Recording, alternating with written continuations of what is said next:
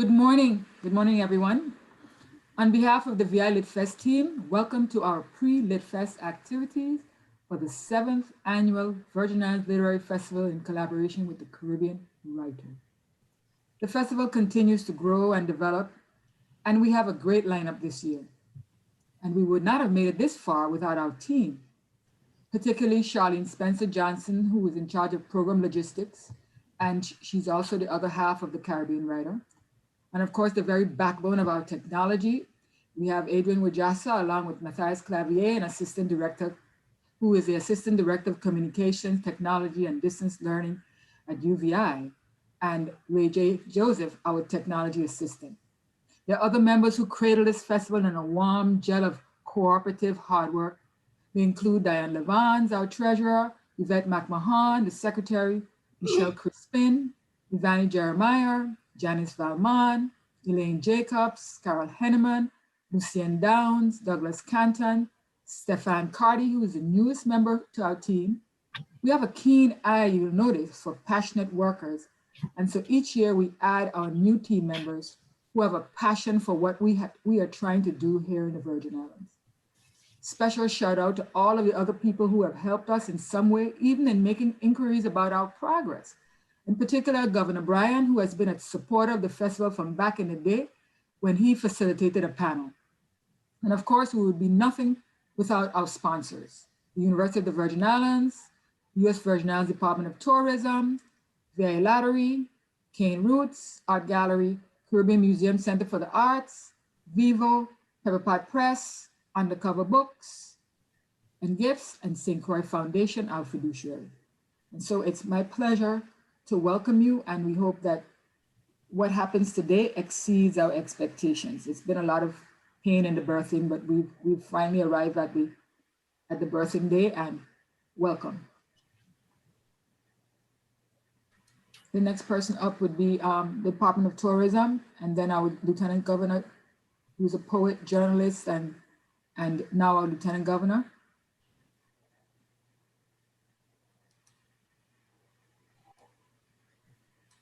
I am next. Yes, you are. Good morning, everyone. A warm, heartfelt welcome from the U.S. Virgin Islands Department of Tourism. As you can see in the background on St. Thomas, we are ramping up for what is our first hybrid event. It will be streamed live, such as what we're doing now, and it is our first vaccinated event. For people to come and enjoy the culture.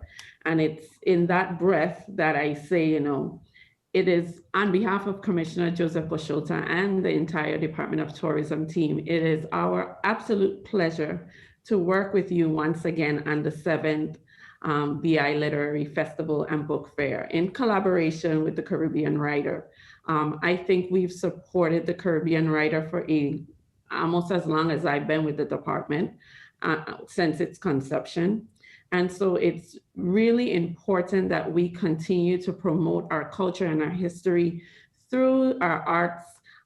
It is what bridges the gap between young and old, and it keeps us informed, and it shows the changing of times. And it speaks volume to your team that even during this pandemic, we've been able to continue this momentum. We're watching this grow. I have to say shout out to Tiffany Yannick, that's my classmate. It's nice to see her as one of our leading literary,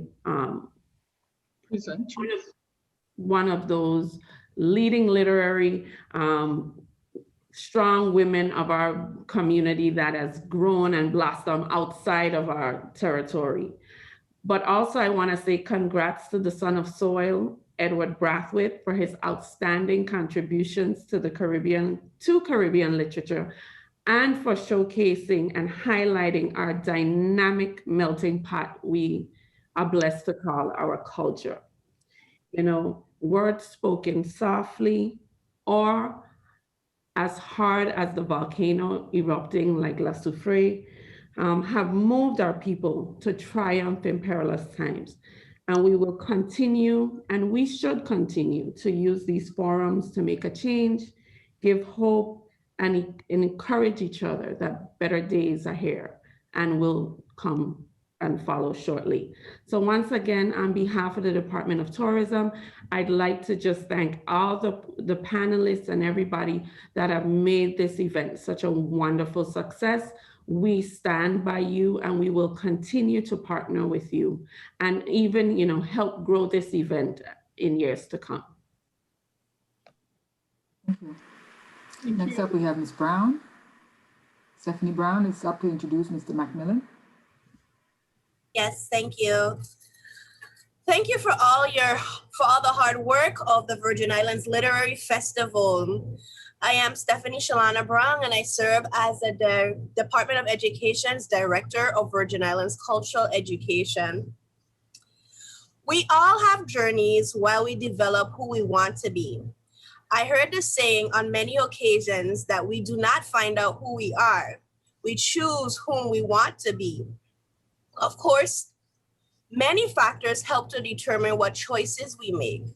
However, this young author chooses to channel his energy into compelling words.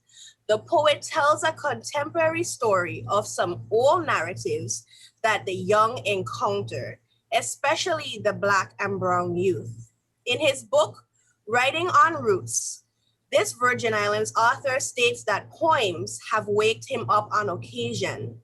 In his poem, Alarms and Poems, the poet says that he has always had problems remembering dreams, but when he looks over and sees his dreams right next to him and remembers that he woke up to write. With our community experiencing high levels of gun crime and abuse, it is the hope that our youth will turn to the pen or other forms of artistic expression to express themselves. There is a revolution in the air, but how our youth choose to channel their energy and frustration will determine our future. In his poem, Reminder, this Virgin Islands poet questioned Gil Scott-Heron's famous words, "The revolution will not be televised." Our author states that the revolution will be televised. Live shots of brothers being shot dead on replay, and no one will have the decency to give a trigger warning. The revolution will be live tweeted using hashtag dead people. It is hard for a Black or a brown life to matter when they're already gone. The revolution will have Fox News saying all lives matter while justifying someone's death. The author states, we should not have to fight so hard for the right to be happy. It is my esteemed honor to introduce Virgin Islands poet, Biko McMillan, a son of the soil, the grandson of the melodic songs of the Virgin Islands, and the son of both a free thinker and a gentle spirit. Biko McMillan. Hi, morning, everyone. Thank you so much for the introduction, Shalana. It is a pleasure to be here. I recently, very recently moved back to St. Croix as of, I think, 3 weeks ago.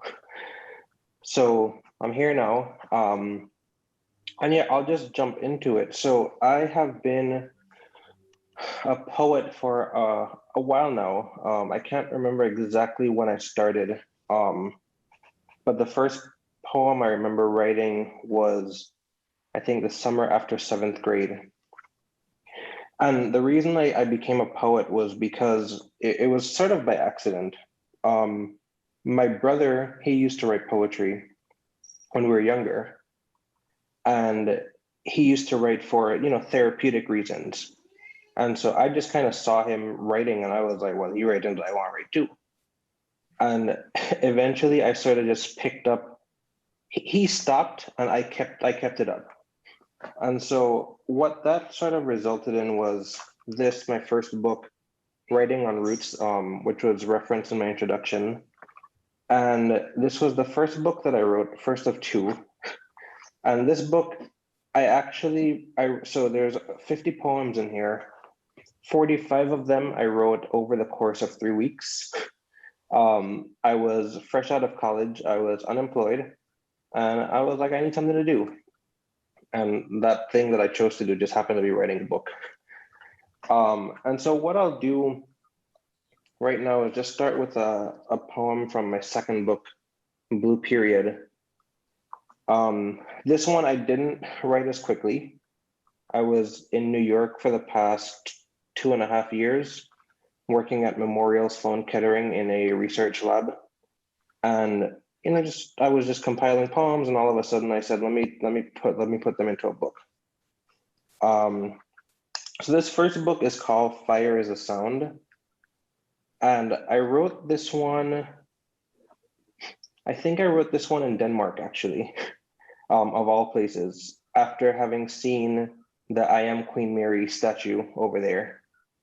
And it was just to pair it with, that very powerful imagery that Virgin Islanders have as it pertains to fire. So this one is called Fire is the Sound. If you have ever in your life lit a match, you are officially a polyglot. Contained within that flame are words unwritten and unseen and understood, because fire sounds the same in every language. It is desire, passion, it is a new start, it is freedom, and the pain that precedes it. It is the crackling sound that accompanies the revolutions of the past and the revolutions to come. I learned from those who chose a torch to craft their own stories, those who used smoke to write poems in the sky. I learned from those who created their own dawn in the dead of the night when the sun was nowhere to be found. Fire is the language those who came before us are waiting for us to speak. So speak and make them hear you. And so this poem is really just about that, that revolutionary spirit that so many of us have, and channeling it into making big changes for the people of the Virgin Islands. This book kind of shifts a bit back and forth between the revolutionary nature, and also let me know if my background noise is too much. People conveniently started to cut grass, but anyway, I went ahead and switched back and forth between sort of like the revolutionary nature of spoken word, because I am a spoken word artist by training. And eventually I learned how to channel that into just written poetry solely for the page. And so I go back and forth between that style of writing, either performance poetry or just solely written poetry. So this next poem, let me stop for a second and go over the book Blue Period. So I got a lot of questions asking why Blue Period, what it refers to, what is it? And it is a direct reference to Pablo Picasso, the artist, and his Blue Period, where he was going through a rather depressive state. And so many of his paintings had blue undertones to it, as sort of a reference to his emotional state. And so this book was written at a relatively difficult time for me. And initially I was going to name it after another poem in here that's called Home, a Definition, because I was also kind of struggling with that idea of home. I was living in New York, which is, as many Virgin Islanders as are there, it's not home. It's a stark contrast. And so I was really struggling with that concept, having been away since I was 17 years old from St. Croix. And that I realized that wasn't enough to describe the way I was feeling when I wrote this book. And so following that, the titular poem, if you will, it's obviously called Blue Period, and I'll go ahead and read that one. After all these years as a poet, as an artist, I think I'm finally beginning to understand Picasso's Blue Period. I think I know how it feels to mean to paint strokes of joy, only to find that none of your palettes carry that shade. Smiles don't take the same shape on my canvas that they used to, or they do, but it's the only part of the painting with two coats because the bottom layer wasn't me enough. Lately, I haven't been me enough. I pick up my pen and set out to write something uplifting, but those words seem out of reach. I try to write a poem about how I sought out peace and found it, but writer's block gets the best of me. So recently I've dug into my own stock of truth serum because I haven't been true enough. To you, to me, to anyone who expected my ink to be whatever color reality is. I would strike through the lower parts of my ups and downs, edit out anything that might sound like I wasn't perfectly okay, like I wasn't going day to day reliving my favorite yesterday when my face and my thoughts could relay what it actually meant to be happy. So this is step one on my journey to the truth. My truth, this is me for the first time saying out loud that I am not perfectly okay. But this is also me for the first time telling myself that while I may not be perfectly okay, I will make sure that one day I can revisit this poem as something I can no longer relate to, as something I wrote during my blue period. And so that's really, that poem really directly speaks to my mood at the time writing this book. I don't really talk about it very much, just because, it's not something that I care to revisit often, but it's the truth about why the book was written. And as a poet, I mentioned earlier that I worked at Memorial Sloan Kettering in a lab, a cancer research lab. And so I've been in science since I was 12 years old. I just turned 25 on Monday. So about half my life, I was, in science. And I really lived up to that one stereotype of scientists being sort of having difficulty expressing emotion. And my medium to do that has been poetry for a very long time. And so that's why this book, as compared to writing on roots, I think I was telling myself to be more honest with the poems that I wrote.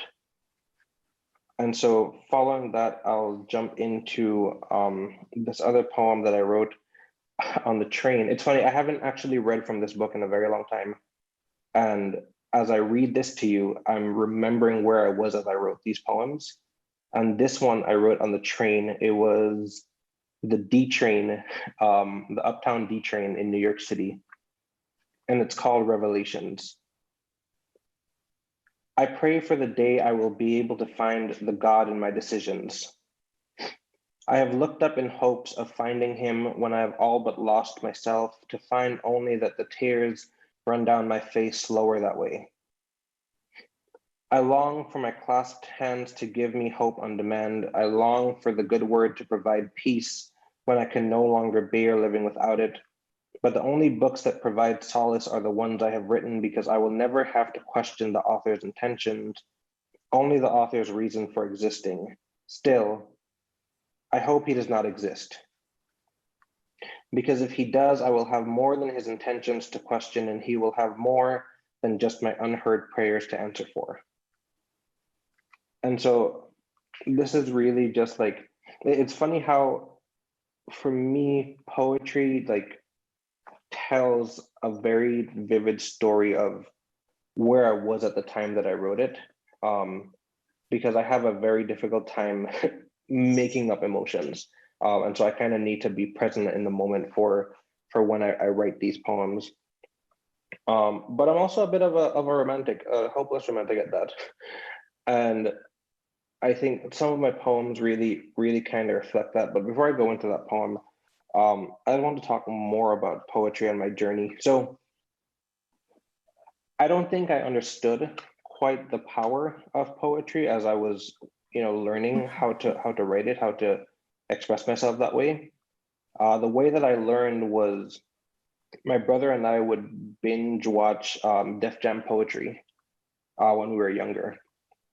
And some of those poems we honestly had no business watching at that age, but it was still very nice to have that exposure and to kind of see the way poetry has been able to come into the the Black experience and so in some ways hip-hopify, if you will, itself, and in some ways kind of be used as a medium that a lot of Black men weren't necessarily using before. And I think two of the most impressive experiences that I've had with poetry upon understanding its power. One was I went to the boys' home on St. Croix because I wanted to start a spoken word workshop. And I went in there with a sheet of paper that had like a plan of how I would approach the entire situation, what I would say, the references I would make. And once I sat there and the young men came in and sat in the room, I took one look around and I calmly took that paper and folded it and put it in my pocket because I realized that paper had no use here. You have to understand just how like flexible you have to be when you're talking about poetry with various audiences. And I realized that the very academic approach that I had planned on taking was just not enough. And the very same thing happened a few years ago when I had to present at YRC on St. Croix in replacement of Mr. Deng, I think his name was, one of the featured speakers, I think maybe this year as well. He wasn't able to make it, and Ms. Brown asked if I could step in for him on the fly. Now, I have no connection, no life story connection with the young men who were in YRC, right? And so I was just like, what am I gonna do? And I was able to just start with a poem that I wrote about the rapper Kanye West and make that one small connection. And from there, able to kind of bring in how they may use poetry to kind of give them a voice that they've never had before. Because once you're in the system, you're not listened to, you're not regarded as an equal. And so just seeing how their faces lit up, and actually one of the young men read a poem that he had written, I think that was one of my favorite experiences. So I'm going to switch gears now to this poem that's not in any of the books that I've written, but I wrote it for a presentation I gave at the Complex High School, my alma mater. And I was asked to give a presentation on spoken word, but give it sort of like a twist. And my twist was using spoken word poetry as a medium for oral tradition. Keep our stories alive in a bit of a modern way, because I believe that while culture needs to be maintained, culture also evolves, and sometimes that means using different things that some people hadn't thought about. And so kind of using our Caribbean and African root of the oral tradition and bringing that Americanization of the spoken word and being able to get our stories out to larger audiences. So this one is called Navel String.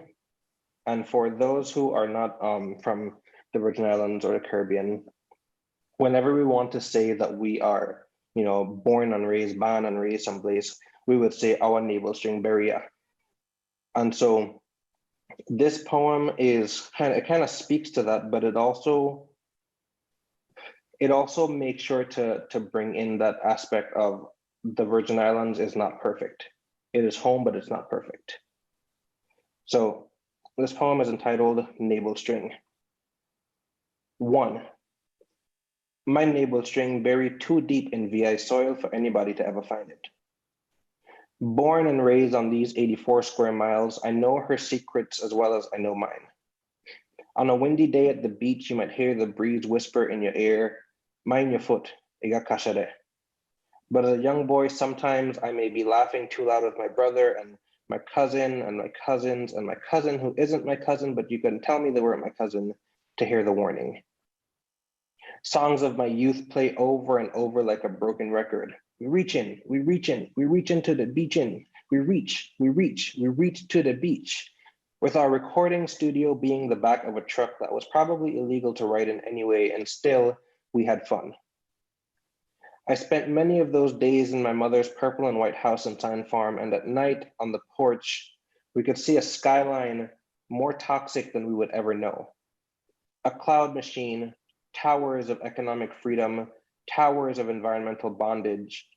On this porch, we would refine our memories 2. I hear I had a riot between Elena and Woodson when they were doing double session. I hear I had a partner where he had bust with a chain.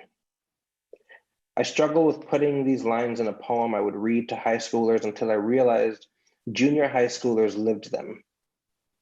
As children, we know violence before we can spell it. We map cemeteries so we can find our loved ones laid to rest like cartographers who did not wish to choose our trade. I could get 2 titi bread with some cheese and a bush tea. I am tired of starting my mornings with grief. I am tired of having my breakfast with morning 3. What is more beautiful than a sunrise at Point Udall? What is more vibrant than the mountainside ablaze with Ginger Thomas flowers? Whose town is as rich with culture as Frederiksted? Only my dialect can accurately describe these things. Dafam bad, a Chris. And no matter how dark paradise may seem for us at times, we bring light to it like only we can, because we are forged in fire. We are Crucians. We are Virgin Islanders. So that was my navel string poem, and that's really just my way of, going through some of the memories I have growing up here on St. Croix, but also bringing to light some of the experiences that we have which shape us, which may not be positive. So I have the ability now, and correct me if I'm wrong, to ask the audience or whomever to write a poem with me right here, right now. Because let's just do it. I have my little notepad here, and I want us to see if we can write a poem either about a good memory or a bad memory. Something that is vivid and something that kind of lives with you and makes you who you are. I have many of those in between my 2 books, but I will not use those. I will also write a new one. And I think, right, I'm able to do this, right? Just want to clarify with the powers that be. Yes, I think you can. Perfect. Okay, so let's say at 9:34. Let's take 5 quick minutes to write. And in these 5 minutes, I'm going to mute myself, and I want us to use that prompt and just put something on paper. Let's see what we could produce here this very early morning session. It's 9:30, and I think that's early. So the prompt was a memory that is vivid and that makes you who you are, good or bad. Take that and put it into a poem of some sort. It could be free verse. It could have an AB rhyme scheme. Just a poem.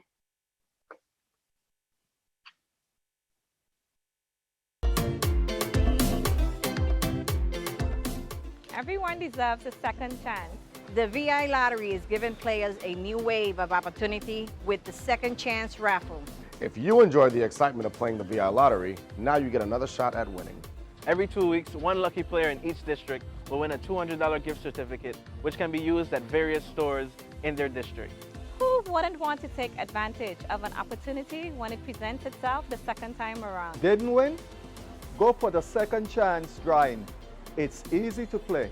That's right. All you have to do is take the non-winning ticket and log on to winvilottery.com. Click on the Second Chance game logo, enter your lottery ticket number and its serial number, submit it, and you're good to go. The VI Lottery, a wave of opportunities. To let everybody know that there's 1 minute left for your poem. 1 minute left for your poem.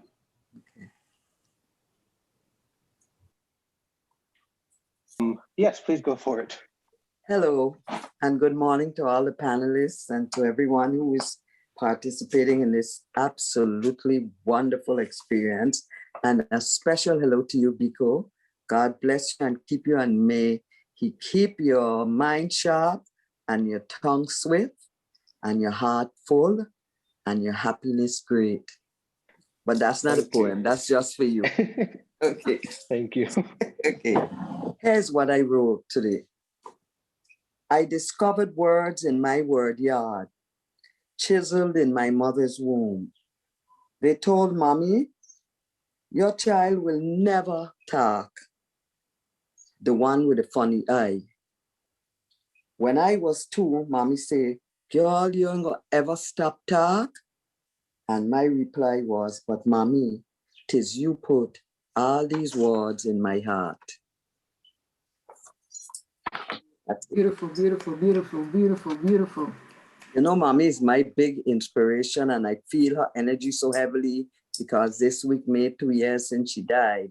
So of course I'm loving her in every kind of spirit and form and truth and closeness that I can, because she was such a spectacular woman. But in truth, they did tell Mommy that I was going to be a vegetable and I would never talk. Well, after I talked Mommy's hair from the time I was 1, she was like, girl, you cannot have all those words. Really, it's not possible for you to have so many words. But I have words and they never stop coming.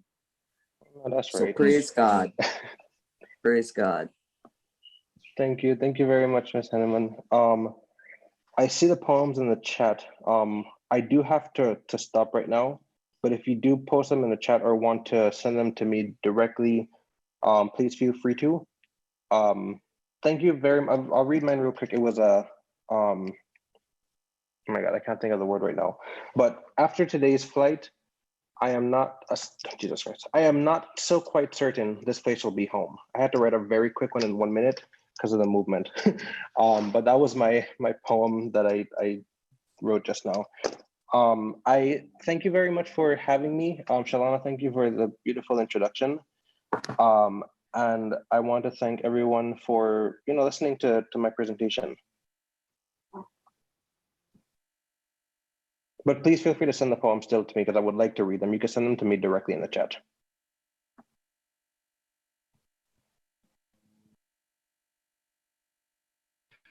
Thank you so much, Mr. Biko McMillan. That was an excellent presentation. I see that our Lieutenant Governor, poet and journalist is in the audience, and I wondered if he could now address us, please. Thank you so much for coming, sir.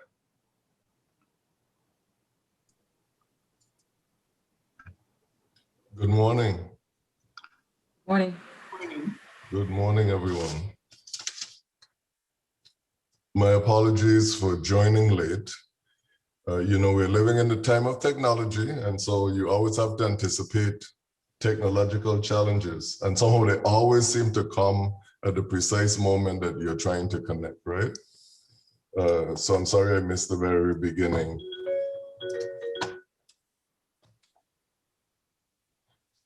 I want to thank all of the organizers of the festival. If I start to call names, I know that I'm going to miss someone. So I will just observe that this tremendous accomplishment of the 9th anniversary of the Literary Festival, I think it's a milestone event. I will thank Ms. Brown, Ms. Alscess Brown, for the invitation to participate this morning. Ms. Brown, Ms. Lewis Brown, Ms. Henneman, and we go back far in terms of trying to at least continue this craft of writing over quite a few decades. I want to encourage all of the young writers this morning. Poetry has been the saving grace in my life. It is for me a place of refuge, and I think those of us who find our places of refuge in writing and painting and singing and writing music, in whatever forms that our talents take, we are really privileged to have found those spaces. And we wish for those who haven't that they will find them, because as human beings, we need this kind of expression, and we need to nurture these gifts and talents. Whenever I get the opportunity to speak to students, I tell them how essential it is that we write our own stories. When I was working at the newspaper as a I think within my first couple of years of being a journalist, one of my, when we had a lot of Virgin Islands journalists, actually, when you think of it, because I started at the Daily News when Mr. Melchior was still the publisher, and we had reporters like Angela Sanderson and Gertrude LeCointe and Philip Harrigan, etc. And I remember one time, Angela, my good friend and classmate from junior high school, God rest her, now deceased, she wrote this article about guava berry trees and the shortage of guava berries. And she made a comment in the article, and she said that one of the problems was that when people cleared the land to build houses, they were destroying the trees. And we had an editor who had come to here from somewhere in the States. And when he read the article, he didn't understand. He had never seen a guava berry tree. And he somehow rewrote a paragraph of the article and said that people were using the trees to build houses. And of course, if you know a guava berry tree, you know you really can't, you don't use guava berry to build houses. And so Virgin Islanders who knew Angela were all making fun of us, like, which guava berry tree, you know, people are cut down to build a house. And she was very upset at this thing. And we all, you know, eventually we made a joke of it. But the whole idea was, if you're outside of the culture, if you're not writing for the people in the culture, if you're not writing for yourself, you can say things like, people are cutting down the guava berry trees and using the wood to build houses. And I also tell them, it's essential that they know that they're carrying these stories, and the world is going to be richer if they get the opportunity to put them on paper, to voice them, to share them in some way about what their experience is. Because really, what poetry allows us to do is essentially, it is our chance to celebrate the life experience. Whether it is about the way that we engage with each other, whether it is about the way that we observe and experience this wonderful natural environment that we're privileged to live in, or whether it is what we use to speak about the evolution of our spirit, the condition of our spirit, and how we move through the phases of our lives. So thank you. I was able to hear first the poetry of Mr. McMillan. Thank you so much for sharing. Because I think essentially you narrate, I think, what a lot of us have gone through. I think poetry came into my life maybe somewhere when I was in maybe the 6th or the 7th grade. And praise God, you know, it hasn't left. Even now, when my head is filled with all kinds of other stuff, it still stays with me, and I'm happy and really grateful that it still stays with me because I believe it to be a gift. When I spoke with Ms. Louise Brown, she asked if I could share this morning as well. And so I selected 3 poems that I wanted to share with the audience. So the first one is a celebration of the natural environment. And I took it when I was thinking about the trees in the natural environment and some of the folklore that we attach to trees. And I selected, I think, maybe 10, and wrote this poem that was first published in the Caribbean Writer in the volume that celebrated the natural environment. So it's called The Book of Trees. The calabash tree is a dancing tree, a thing of grace against the sky. The Tibet tree is a talking tree, her stories scattered from on high. The guinea tree is a laughing tree with plenty fruit to prove her joy. The soursop tree is a dreaming tree. Lay your burdens by her side. The tamarind tree is a jumbi tree. In wayward branches, spirits hide. The baobab tree is a remembering tree, an African root, a willing guide. The mansipur tree is a sustaining tree, which guards the gift of life. The tantan tree is a greening tree. The naked orchard he will revive. The apple tree is a sugar tree. The coarsest skin masks sweet delight. The cotton tree is a lofty tree. Her silken fibers long to fly. This is the forest, heavy laden, multiple treasures within the fold. This is the forest, the beauteous forest. Each tree a gift, each tree a soul. So that's a gift, the Book of Trees. The second poem I wrote, thinking about the fathers and sons and how we so very often bemoan the absence of fathers in the lives of their children. And I share this with young people sometimes to say how simple a poem is born, how simple a poem is born if you just observe, if you just look at the world around you, if you just slow down a minute and just take time to look. And one day I was just sitting in my car and I watched 4 men. And I assumed that they were Haitian because I have Haitian friends and they just reminded me of them. And they reminded me of them in the way that they were using their hands. And there were 2 men and 2 little boys. So the little boy, maybe he was about 4. So he was reaching up and I assumed that was his father. He was holding his father's hand. And then the other little boy, who might have been about 10, was just walking alongside the other man. And the little boy who was holding his father's hand just seemed so happy, so secure, skipping along, just holding his father's hand. And I thought, what a wonderful poem that was, just that image of looking at these 4, 2 men and 2 boys. And the poem is a father holding his son's hand. 2 heads, 2 shoulders, 2 arms outstretched, one ascending, one descending to merge in a tight clasp. The beautiful hands, conflicted by the choices to fist or to comfort, to kill or to hold.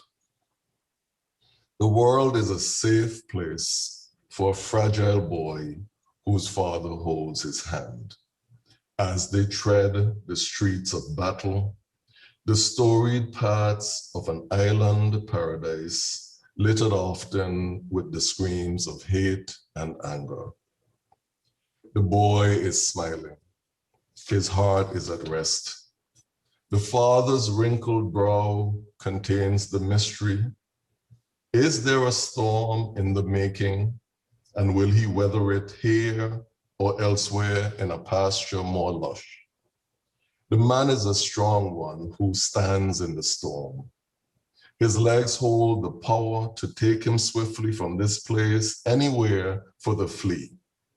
But for now he stays and holds the boy's hand.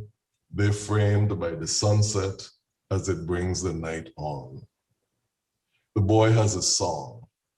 You can see it clear in his stride as he navigates the hallowed land, the wide spaces, the narrow, the pebble, the rock. He sends a song through muscle, bone, and sinew up to his father's heart as they forge forward, his hand in his hand. Thank you. That's the boy holding his father's hand. A son, father holding his son's hand. And then the last poem is a poem I wrote most recently, thinking about this pandemic and how it has affected our lives and how it fits in to the narrative of our life experiences. And so the poem is called How to Meet a Plague. If a plague should come, as plagues have done, rushing in rude and boorish, in the nature of pirates who take at their will the things both plain and beautiful, but leave just shards and splinters, Yet I shall hold my corner and not buckle at the strain. If a plague shall come, as plagues have come, then I want to face it with the sustaining faith and in the company of the vast legions who live on the air, bold, upstanding, able. If a plague shall come, I won't give it my dignity, nor my courage, nor my shame. I want to hold it in the power of my back where the blades peak to make up the mountains where I hold my strength. If a plague shall come, let it find me the way I remain, in the time of the wicked and the good, committed to the virtues, but ready for the warring pasture, to fight, to live, to prosper. And those are my 3 offerings this morning. I want to, again, encourage everyone to keep writing. We need more poetry in the world. It makes us better human beings. And again, I congratulate all of you for this wonderful experience. Keep up the good work. Congratulations to the organizers of the Literary Festival. Thank you very much. Thank you so much. It was such a pleasure. It's just been an inspiring morning. It fit very closely, very nicely with Biko, and then you came in as a season 1. It was really very nice. Thank you very much, Lieutenant Governor. Thank Have you. a pleasant and safe day. You do the same. Thank you. Next up, Charlene, back to you. No. I was just going to say that I wondered if Mr. Lucien Downs is here. I see Mr. Douglas Canton. The next item on the program is an interactive one with all the students for the Ekphrastic poetry contest. So, Mr. Douglas Canton, would you like to jump in now, please? The video, I think Adrian has that video with the museum. Yes. Yeah, can you play that now?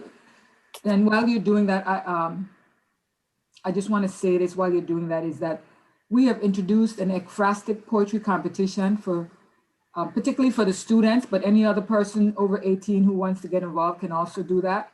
And Ekphrastic simply means that you're responding to an image, whether it's a sculpture or a painting. You would look at the painting or the sculpture and write in poetry how it resonates with you. So there's a New Blood exhibit, which is curated by Lucien, is at the museum right now. And there's also the Carty paintings that are at the Cane Roots Art Gallery.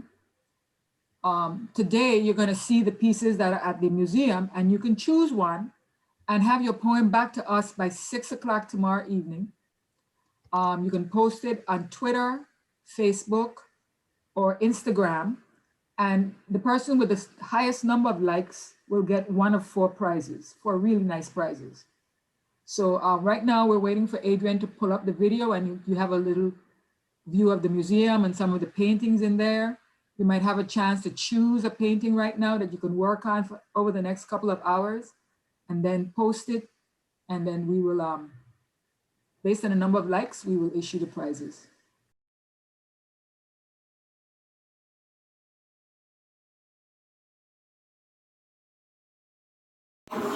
Good day, folks. My name is Lucien Downs, the curator of New Blood, which is an emerging and established art show featured here at the Caribbean Museum Center for the Arts. New Blood exemplifies the work of established artists and, of course, emerging artists who are, trying to find their way in the art world. So this exhibit was put together to show their work and, give them a platform to be on kind of like a level playing field so people will come out and experience their artwork.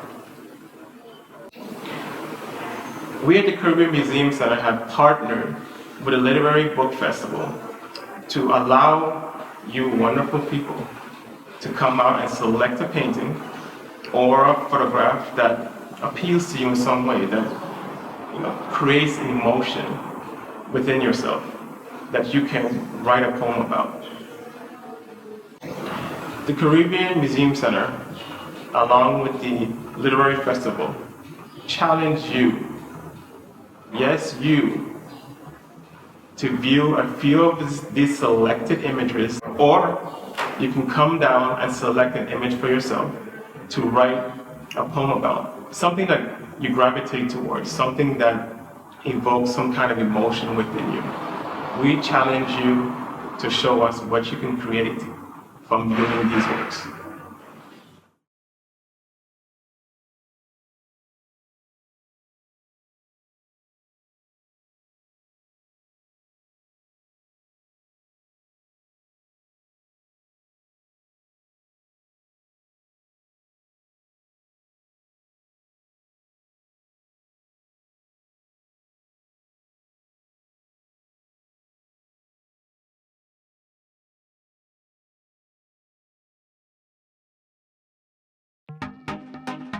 For Virgin Islands pâté, I think it is a journey cake meets the traditional French pâté. And then you throw in the Caribbean herbs and spices and sauces. I think a Virgin Island pâté is different from other pâtés that you would find throughout the Caribbean because of the spices and the sauces that we add in. As you know, pâtés is actually a traditional French cuisine. It was made there, but I think we add in a little bit more sugar into our dough, and how we knead our dough and add in our butter at the temperature we add it into it makes it more of a fluffy and a flaky batter. So it's like really nice and crispy and delicious to have on a go. I think we're kind of like on the go people, although we always like to say island time, we're still always hustling and bustling, moving from one place to the next. And pâtés makes it very convenient and easy to have, still kind of like a light, hearty meal, but still not too heavy, and you're fulfilled at the same time. And I think we're like really big on sauces and meats and breads.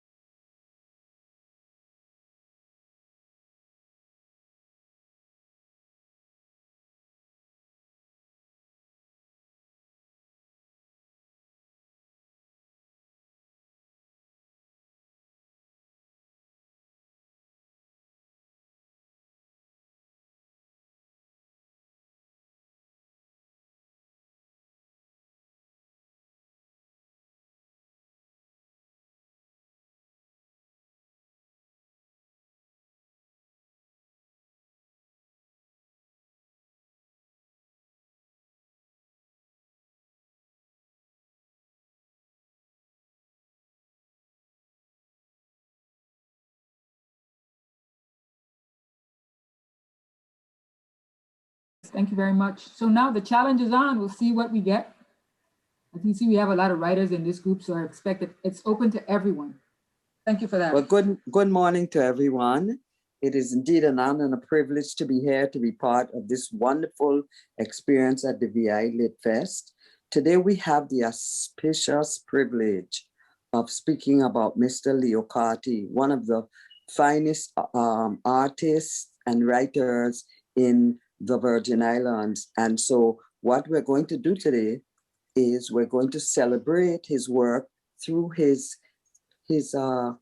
writings in the newspaper that he did as cartoons.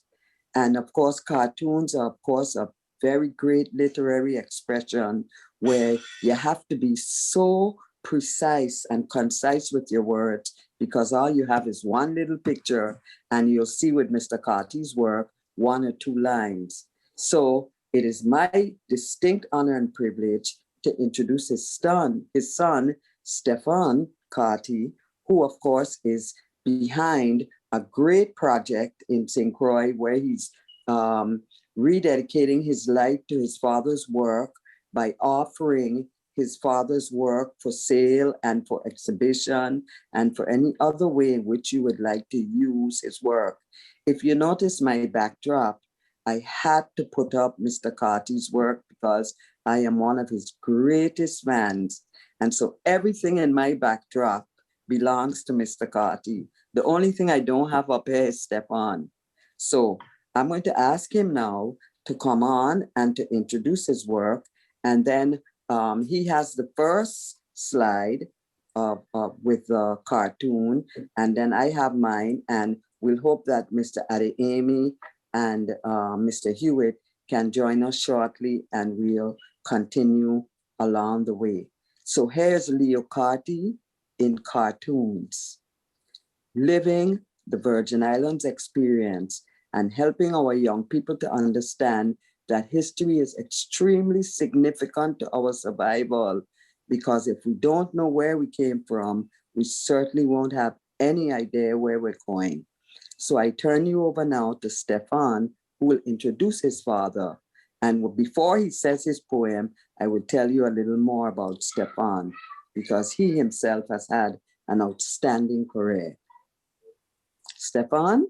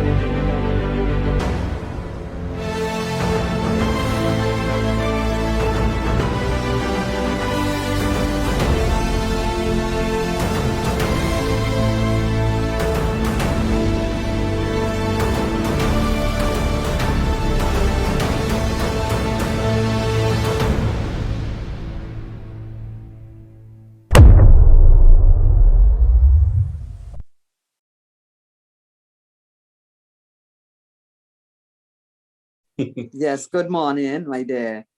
Good morning. I'm sure you're very privileged to introduce your father's work today. So let's get right to it so you can. I already told them that you're an extraordinaire in everything that you do, Stefan. So they're prepared to hear your eloquent discourse this morning. Well, thank you. Thank you so much. And it is absolute an honor. And greetings to all the dignitaries, scholars, educators, writers, artists, and most importantly, the youth attending this literary festival. Welcome to a session that is dear to my heart. I'm Stefan Carty, the youngest of Leo Carty's 4 sons, and a proud St. Dunstan's graduate. So most people would remember my father's work through the paintings that are, have adorned many buildings, and even in the Fort Frederick Museum, he has a couple exhibits, ongoing exhibits there. But today we want to speak to something that might not be as popular, but if you, between the late 70s and in through 1988, these political cartoons with the St. Croix Avis were a treat, right? But I want to give a brief, quick history in reference as to how my dad got into cartooning. So his artistic talents was recognized at an early age. And as a result of the sports mural he painted while attending a summer recreational program. And he received a scholarship to the Museum of Modern Art for Children at the age of 10.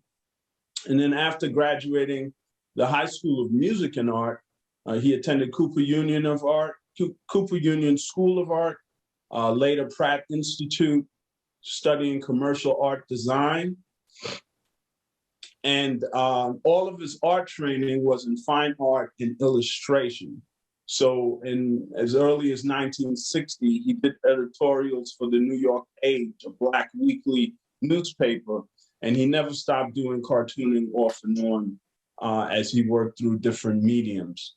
From 1973 to 75, he did an award-winning syndicated series for Black media, which serviced 93 Black newspapers around the mainland US. He had no intention of doing editorial cartoons when he moved to St. Croix and made St. Croix his home in 1976. But everyday events just cried out for amplification. So he took his first stab and took his first one down to the Avis office. And that would start a 12-year run from 76 to 88. Now, I lived with my dad on St. Croix for 5 years. And during that time, I had a bird's eye view of his process, creating these editorial cartoons.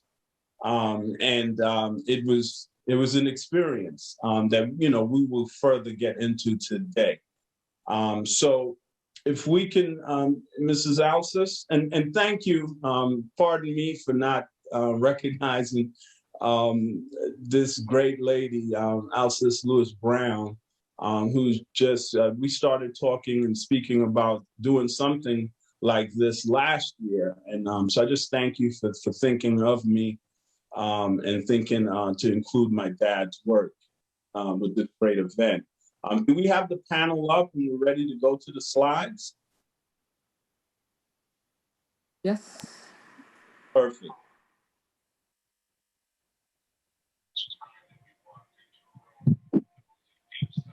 So yeah, if we could go to slide 2. And I will start speaking to the process, right? So this cartoon, as you can see, it was actually a Labor Day message. So what would be Dad's process? This is the actual desk, by the way. This was his artist slanted table that he would, and he has everything there, the ink, the sketch pad, he has his lighting. But what his process would be, and if we could go to the next slide, please. Or do I? Yeah. So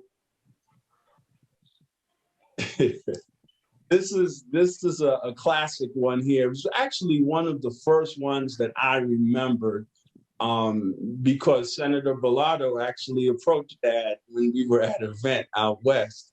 And in a kind way, but to let him know, yeah, I didn't really appreciate that cartoon I saw. But the process would be that he would wake up that Saturday morning, he would get the coffee brewing, he would play some either Bob Marley, or he might listen to some jazz to just soothe him and put him in a peaceful state. And then he would tune into the Doc James show. And this was classic cruising. You know, we come from Trinidadian lineage, so we would call it Bacchanal. But the Doc James show was a treat.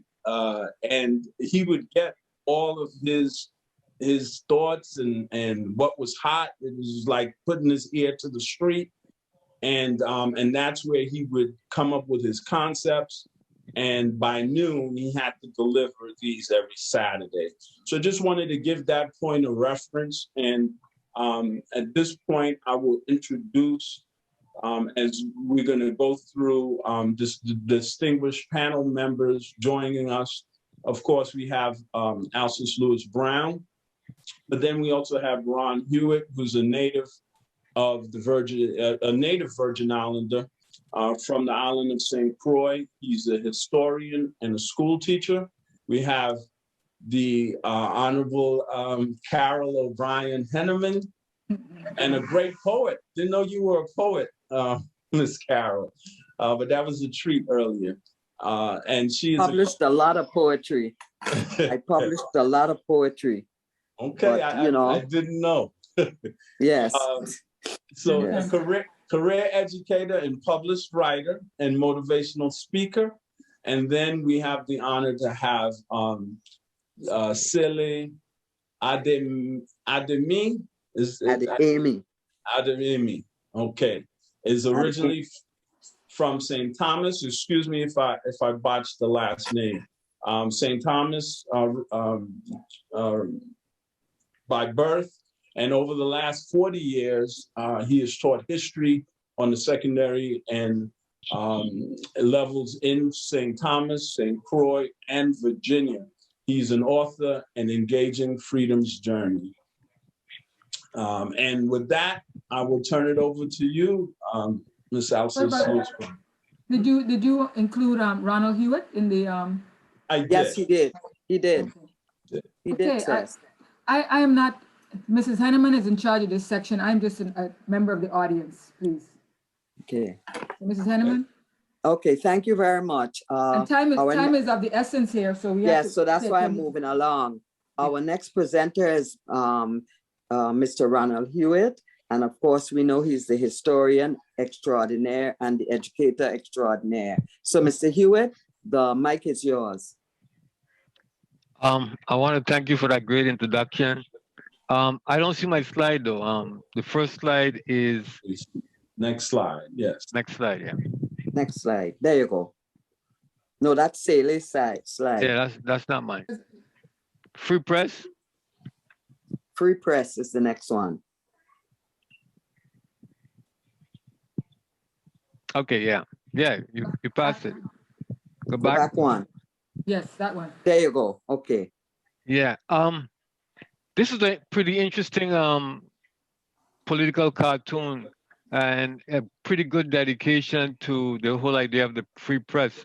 And as you can see here, he dedicated this to David Hampton Jackson and Canute Broadhouse. And one of the reasons what makes this so good is that Hampton Jackson actually fought for the voice of the poor black laborers during the Danish period. So you see this is really during the Danish period, and he actually fought for that. He went to Denmark, he got the free press, started his own newspaper in 1915, and blacks actually used that newspaper to disseminate information and different things that they needed to actually do then. And then Canute Broadhouse, which this is dedicated to him, but he came along during the American period, which is pretty interesting. And he went through a lot to fight for the free press as well, because people assume that because there's a free press in America, that the press was that free here. It wasn't. In fact, Canute Broadhouse was summoned to court and all kinds of things to actually make sure that free press was in place. But one of the things I want to add here real quick is he didn't put up Rachel Francis, who actually also could be here. In 1921, he actually had the Emancipator, which in St. Thomas, which actually is part of this whole idea of fighting for the free press. So thank you, Ron. Could we move on to your next slide now, please? Which slide is next for you? Yeah, this one, I think he noticed all these memories and symbols to the Danes all over the US Virgin Islands. And so you see the Danish flag. You know, one of the things that we have a hard time probably breaking away from is these symbols and these gestures, the memories to the Danes. And so you'll find these Danish flags on different hotels.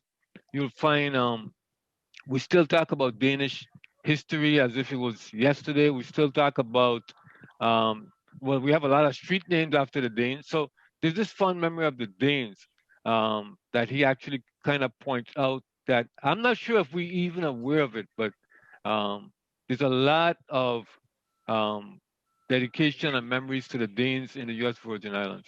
And so he kind of like points this out in this cartoon.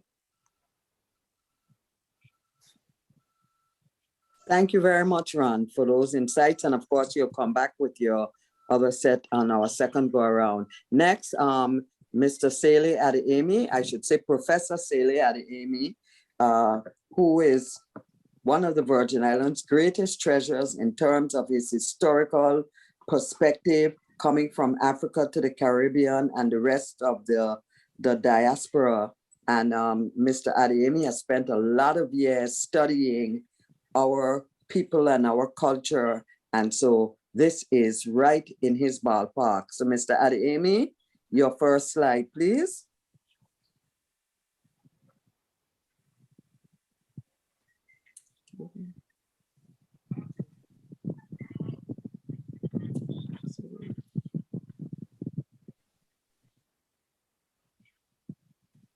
The Black History one,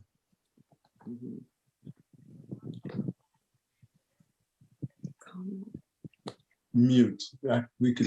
Can you hear? No, I'm on mute. I'm not. Oh, you're good now. You're good now. Yes. Okay, I was saying that the Black History one is the first one. Okay. Did I Could go we- back? Keep. Yeah. Keep going. Yeah. On. Good. Yeah. This one? Right here. Okay. Right. Okay. Good morning to one and all.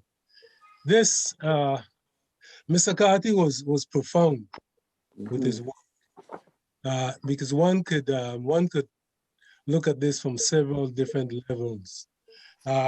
First, it is clear that his intention was to make a statement, and that statement was that in the Virgin Islands at that point in the 1970s, when we talk about Black history, we usually focus on historical figures from in the United States, Malcolm X, Martin Luther King, or even Garvey from Jamaica.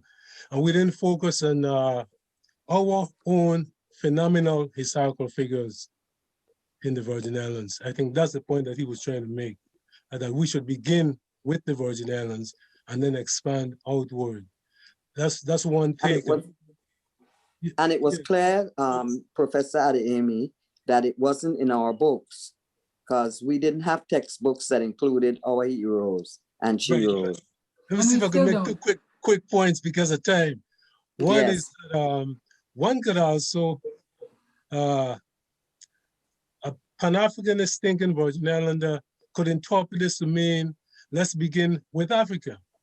Because basically since Africans were in the Virgin Islands, at this point for over 300 years, but they know very little about, the pre-Virgin Islands history.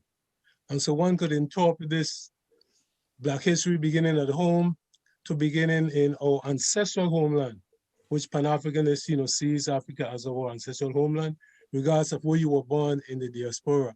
That's one take on it. The next, but I think the most important point I would make with this is that this statement, I think, was geared towards the status quo, the leaders in education, the leaders in government. I think it was geared towards them because if you look at our history, we had activists in the Virgin Islands who basically had already begun to point out that, these Virgin Islands historical figures is important that we celebrate, we commemorate, and we study them, and we draw lessons from them. If you look at Dr. Lesmer Emmanuel, for example, in 1970, which is before this cartoon, his PhD dissertation was on surviving Africanism in the Virgin Islands. So he was dealing with Virgin Islands. He was looking at home in terms of our language. Professor Adeyemi, we have to go on to the next slide now. Good. So what is your next slide? Cyril King. Okay, here we go.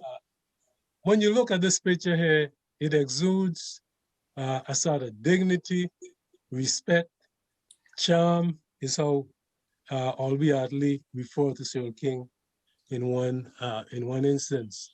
I think most people usually come to the conclusion that since we started electing our own governor in 1970, Cyril King is perhaps the most respected of our elected governors, right? He began as a government secretary, which was basically lieutenant governor to Ralph Iwanski in '61. And then, of course, he began to disagree with Iwanski and the Iwanski-Hartley political machine. He began to disagree with them, and ultimately he would leave the Democratic Party with other disaffected Democrats and start the ICM party, and then run for governor as a member of the ICM party. But King was noted, he was so different to most other governors in that, for example, he was noted to walk down in the street. He was noted to go to different government agencies and departments and make sure people were working, make sure people got to work on time. He was against, he put in measures to prevent government employees from using government cars for personal uses and so forth. He actually laid off a number of people also for fiscal reasons. And so on certain notes, there was some critique of him also. There are some people who were critical of him. But for the most part, I think he has been the most respected, the most beloved governor. Next thing he did was he got away from the sort of spoiled system sort of politics, where when he got elected as the second elected governor, many people thought he would just give members of his party jobs and friends and so forth. And the contrary, he began to give people who were looking for the most qualified people. He brought in and back a number of young Virgin Islanders, Dr. Roy Snyder, August Rimple, Justin Moorhead, people like that. He brought into the. Thank you very much, Professor Adeyemi. Thank you very much. Cyril King was one of my father's closest friends, born on the soil of St. Croix. My first slide is Ruby M. Rouse. If you could put that up for me quickly. Thank you very much. Here is Black History Month, and I don't say Black history, I say African history because Black is a color. I come from the continent of Africa, so I always give my continent its due respect. But this lady, Ruby M. Rouse, was the first woman in the Virgin Islands to be president of our legislature. She was president of the 14th legislature. And all the research has shown that she was the first African woman to head a legislature in the whole United States and all its territories. So she had a strong military background from which she came. And the rumor is, and of course I was alive, so I can tell you firsthand, she ran the legislature like a battalion on the field. And some people loved it, some people didn't like her style. They found her to be too militaristic and too masculine in her approach to leadership, but she made her way. And just to let you know, only 2 other women in the history of the Virgin Islands have become president of the legislature. They are Senator Lorraine Berry and our present Senate President, Donna Fred Gregory. My next slide, please. I know the feeling. I know this feeling so well. If you notice, the Department of Education was limping along in 1976. Unfortunately, I can't say much has changed. We're still limping, but we use better technology to limp. That's all I have to say. But that year, 1976, there was a massive strike for 6 weeks. The first day I went to work, the next day there was a 6-week strike. And we suffered all through it under Cyril King. And a lot of enemies were made during that strike, but it shifted quickly because then public safety became the heart and soul of the concerns, because this is following the killings on the golf course in St. Croix. And so everybody was concerned. And so we're talking about, the same issues today. So let's go back now to you, Professor Harrigan, and Hewitt, excuse me, and let you present your slides.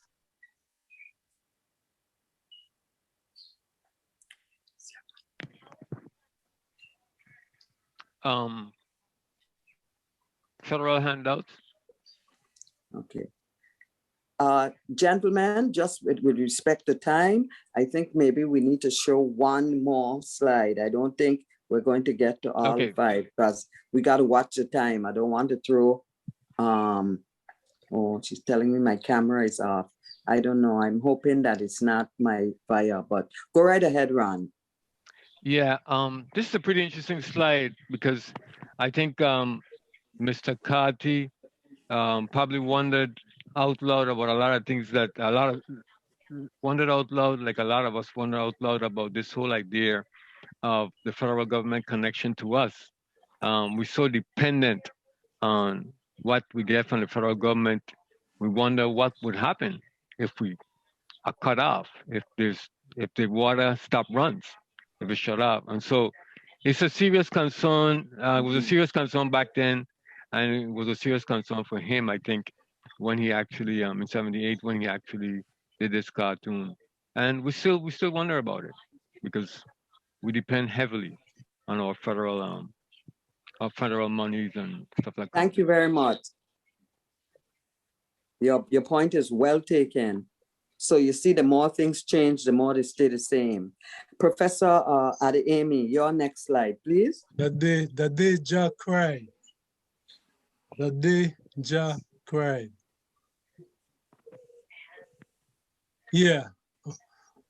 Okay, this one here, very, very interesting. This is in the late 1970s, I believe. And, you know, Rastafari emerged in the Virgin Islands in the early 1970s. And there was a view that was prevalent among certain sectors, both among the, among certain sectors in the Virgin Islands populace, that Rasta was somehow associated with violence and criminal activity, right? And so I think in this case, this may have been a response to a policeman who was killed by someone with dreadlock.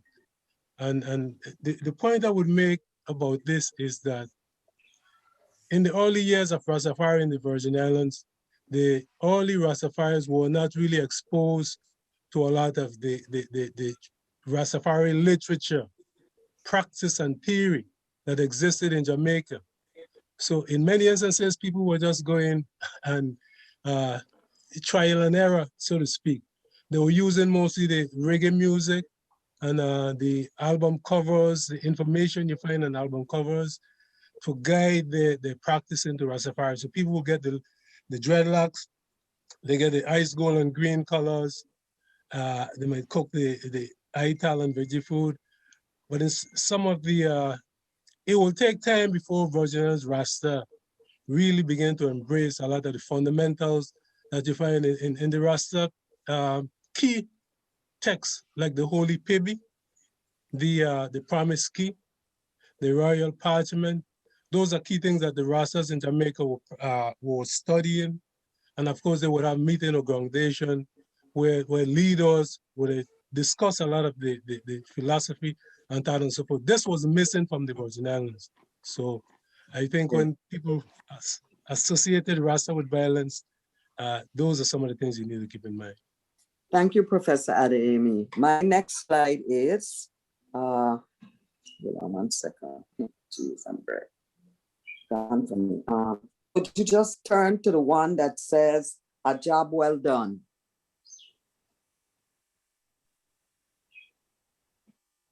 Well, okay, keep going. "A job well done."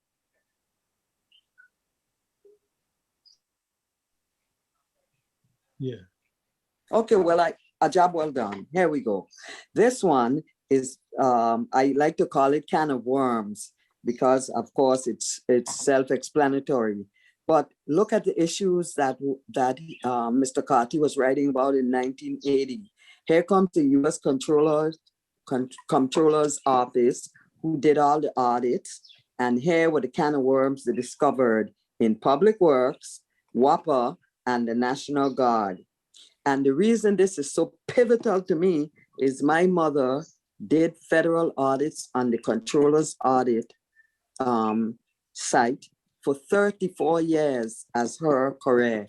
So while she worked diligently on these audits, she never said a word in our house about what she had found because it wasn't allowed. But the kind of worms from just an overall genetic understanding had to always do with money and with the misuse of funds in terms of the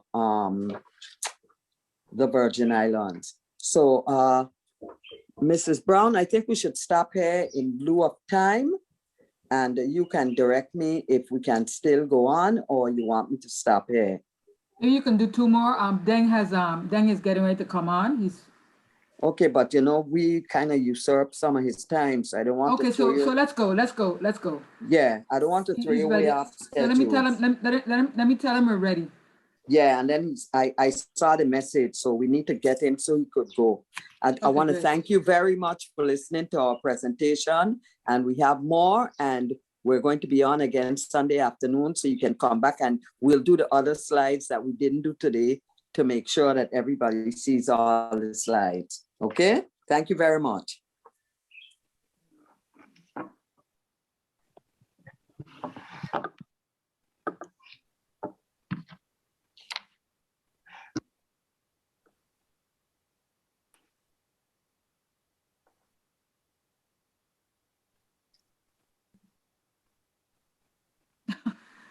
Dr. Carlos Sue is saying we need to do this every month. That's what they say every year, but it takes a lot of work, a lot of sleepless nights. Those of us who organize this have not slept a good full night in at least 2 months. Alscess Brown, I would not allow you to do it. I'm very sorry. This is a lot of work. It is a lot of work. Yeah. Okay, here's Deng. Deng is on. Good morning, Deng. Good morning. Good evening, Alscess. Oh, it's evening. It's according to Bilal. Bilal told me it's about 11 o'clock there at your time. It is. Yeah. Yeah, Bilal did the research and he said it's about 11 o'clock there. It is. I got It it is? right. Okay. Yeah, it is. Okay. It is. It is 11 o'clock.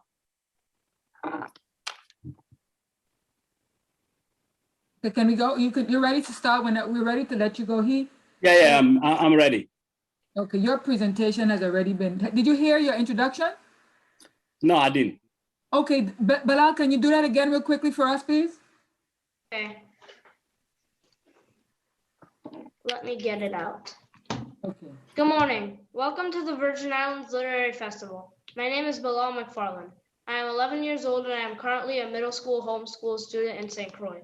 It is my pleasure to introduce our special guest, Deng Thiak Adut. Mr. Adut is a defense lawyer in his own law firm and a refugee advocate in Western Sydney, Australia. He was named 2017 South Wales Australian of the Year. Mr. Adut was born in a small fishing village in southern Sudan. He is a member of the Dinka people, one of the tallest set of people in the world. In 1987, at the age of 7, Mr. Adut was taken from his mother and forced to march 33 days to Ethiopia, along with 30 other boys. During the march, some boys died of starvation or thirst. Others were shot by bandits, and others were attacked by wild animals. The boys were forced to fight for the Sudan People's Liberation Army and was taught to use an AK-47 assault rifle and other weapons. During this time, he witnessed many atrocities until he was rescued. Let's welcome Deng Thiak Adut. His life is a lesson to those of us who live protected, comfortable lives, and for young men who choose to engage in war amongst themselves within our community. It shows how senseless and destructive that behavior is. Thank you, Bilal. Okay, Deng, welcome. Thank you, Bilal. And I'm sorry that you may be disappointed that I was a little bit late. I'm late. Fine. I did have a bit of problem. My daughter had a flu, and it was a bit of concern for me. So I went there to attend because I'm not with her mother, and she lives about 2 hours away from me. So that's why I'm late. So I'm sorry about that. Now, today, I'm going to talk about my story. And basically, my story is not just unique on its own. It's a story of boys, thousands of boys who's did not have wisdom yet, as their ancestors may have learned. We were very raw, young. Some of us were barely having their teeth actually grown. We were taken from our parent, and it was more of a violence in the nature. And you see, years before that, before they took us away, I did know that my village were being bombed by Roach and antelopes. And my people were getting killed. And I know that because there is antelope, which is actually dropping bomb on us. And so a year before that, my brother, John, and Adut, they left and they went and joined the movement. And I didn't know that I could join the movement. I was too young. What I know how to play a pot, making a model of a cow to resemble my cattle camp, just to be kind of a Dinka in the nature. And Dinka people, they like the cattle. But for me, it was different because my father was a fisherman from a village of Malek. Malek is in South Sudan. And it was first a place where missionaries went to South Sudan, went to Sudan and South Sudan to spread their religion, which is Christianity. So that's where the Christianity begins. So you imagine the result of religion being put in front of people that did not believe that such a thing do exist. So we fairly were treated differently. The different way of treating us as fishermen is that we don't own too much cattle. So for me, it was almost like I wanted to have cattle in life so that I can marry a woman, because a woman is very special. So this is almost like a growing up and a child growing up to learn all those little things about cattle, about their genealogy. It helped them to grow, to be able to know the family tree. For example, Bilal introduced me, Deng, Thiak, Adut is my name. But my stories is Deng, Thiak, Adut, Garang, Ayak, Padiu, Gwaliet, Ator, Achok, Achong Nyuro. And I can go on until I stop at the point that I don't know anything about my family tree. And I know the same thing I will apply to my mother. My mother is a few cow Deng. Deng in Nyal Kenajuk. Kon Kenajuk Gur Adol Cham Gurmuro Torok. And then I stop those names there. For example, you don't have that. Most of you, because you lost your ancestors, you have now only way to trace your ancestors is through DNA testing, which is a bit hard for you in general. But for us, we are able to trace those names. And that is a knowledge that we gain at an early age of our life. From there, when we were taken, I was not initiated. I was not even a man yet. I was robbed of the next step for a man to even be able to stand up and say, I am a man, because Dinka has another word, it's called Monjang. It means man or man. That's the meaning of it. I know historical people may not be able to understand that, but that is the Dinka. So I didn't know much. I was robbed of that opportunity. I worked for 33 days to Ethiopia. People die on the way. Those people who died, they were children. In fact, when we arrived in a place called Ajara, I remember there were thirst, and that thirst has killed so many of us. And there was hunting that took place, and the hunting began with killing of elephant to drink from the eyes of elephant, and that's what we have to do. We then walked for another few thousand miles to get to Ethiopia, a place called Panyindu, P-Y-I-N-D-U, I believe.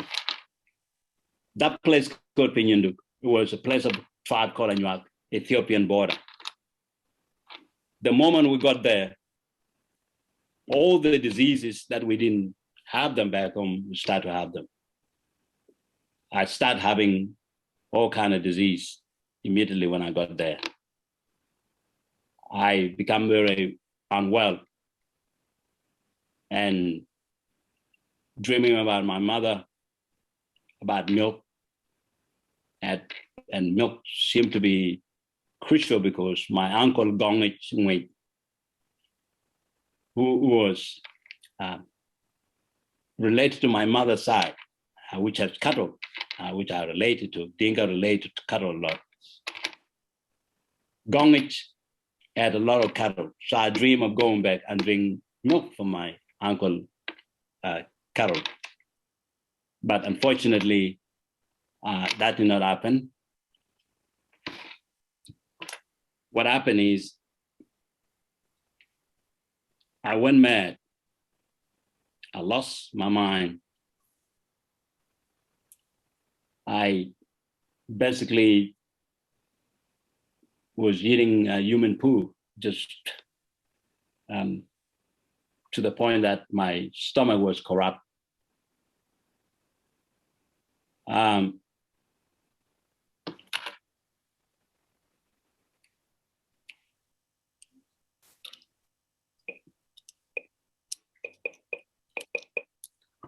So my stomach was corrupt. I become so ill, every part of my body could be basically carried away by hand to the toilet, and my nephew was there, who was also very young. And when I say my nephew, my father was married to 6 wives, and my mother was the last wife. So among the 6 wives, the oldest wife had a son. And I wasn't born then, my mother was married. So I am basically, because I'm born to my father, I'm now his uncle, even though he is older than me. But because of that genealogy, yes, he is my nephew. So my nephew was supposed to take care of me, but he gave up and taking care of me. He basically said that my bones were poking him because there was nothing left in my body. And my other nephew died in a hospital next to me, Anyang Aluen, next to me in a hospital. And I didn't know the meaning of death then, but because Anyang died before me, and then he told me that I should die because I poked his bone. It hurt me a lot, and Anyang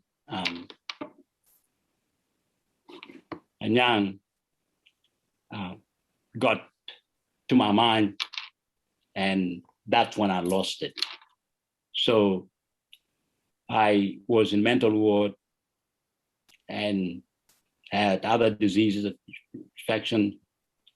I didn't even know until I got to Australia that I had been injected with hepatitis A and B vaccine, all these vaccination, all these things that you call to protect people. Yeah, I just found out through tests, but I was not aware that I had all these drugs injected into me when I was young.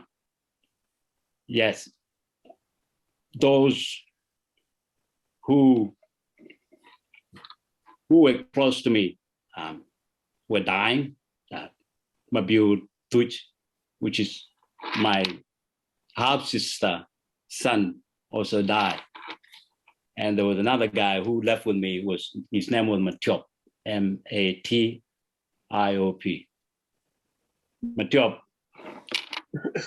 survived with me. He basically survived with me. And we were basically the only two people that survived the death in hospital. I remember every morning they'd come and take children to put them in a bag. And the bag was just sad. And nearly 30 people in a ward sometime. A week later, the two of us, and then they keep filling up. We were just almost so lucky. And I got better. Then they have to basically put me back to the army because we were in army squad. We were Red Army. We were given a wooden gun to be trained with. And a wooden gun, you sleep with a wooden gun. It's part of what you call indoctrination, and it's a process of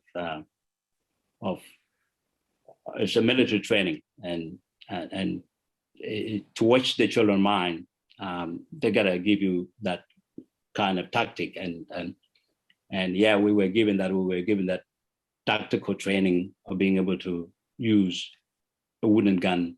And then later on, we were able to be given an AK-47. And the AK-47 was a dream to me. It was like I got the best things in the world because there was a song that they sang in Sudanese, and I would sing it, and if you can basically mind, I was singing Dinka and I will explain it in English. Jaja me chayo buka yang ro de anyanya tri ene chube gam abeto go wa nyanya wan wa nyanya tu je dikto nyanya ten gaji yoro tieta budala lo tieta ne chaman ba che ber pol bula jaja na cha wa ya lwan ida na cha wa ya lwan ida ba che ber pol bula jaja spele. The song is simply it's basically, if you die of a thirst, you die of a gun wound, you die of anger, whatever the death that you go through, you believe that you have a right. And the right is our land, Sudan.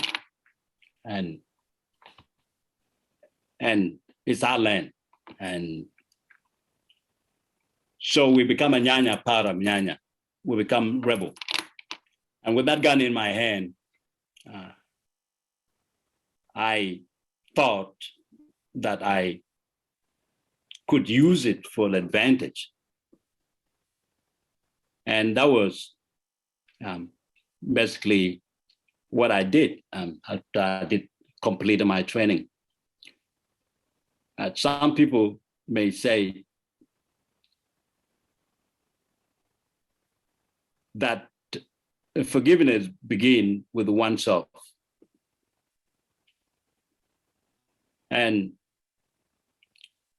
sometimes I can't forgive what I did,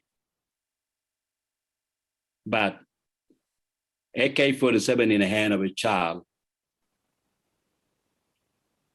is not a child. And the guns that we can see what is happening in America, where the death is occurring, is because of gun.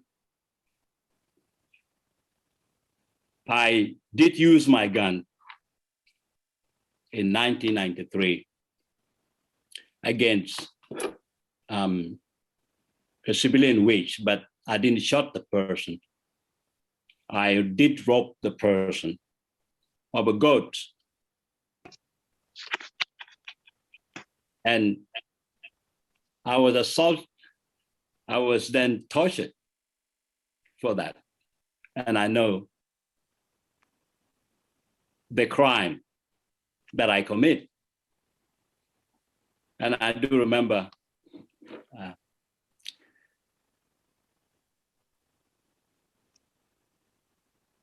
getting put in, it's not a jail. They dig a hole in more like a barrel, and you are put inside the hole. During the night, you are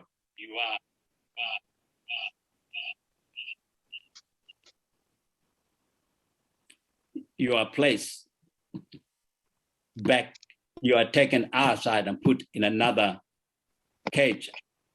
And during the day, they put you in that hole, and your head is covered with more like a tin.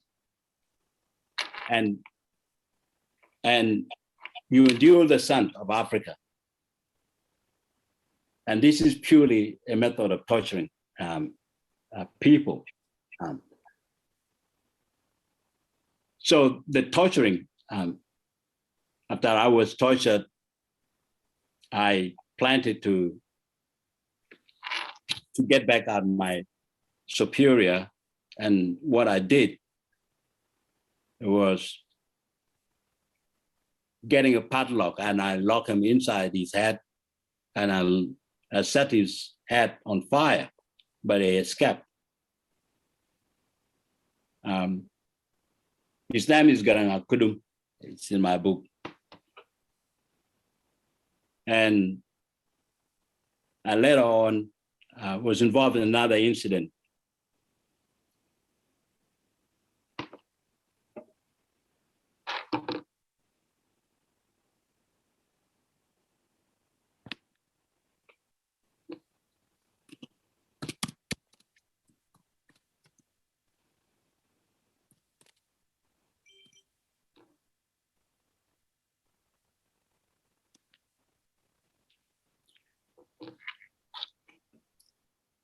I was involved in another incident. The incident happened in a place called Natinga. The incident involved a squad capturing members of Dinka tribe. And these people were not guilty of any crime. They didn't commit any crime. They were innocent. But because one guy from a squad was killed by a member of Dinka tribe, we thought in retaliation that we should actually teach them a lesson. So we captured 13 of them that were coming from another place, a village, to sell gold. And we then tortured these people. I was actually doing sentry duty that night. And what I remember it was smelling of a burned corpse, and it's burning.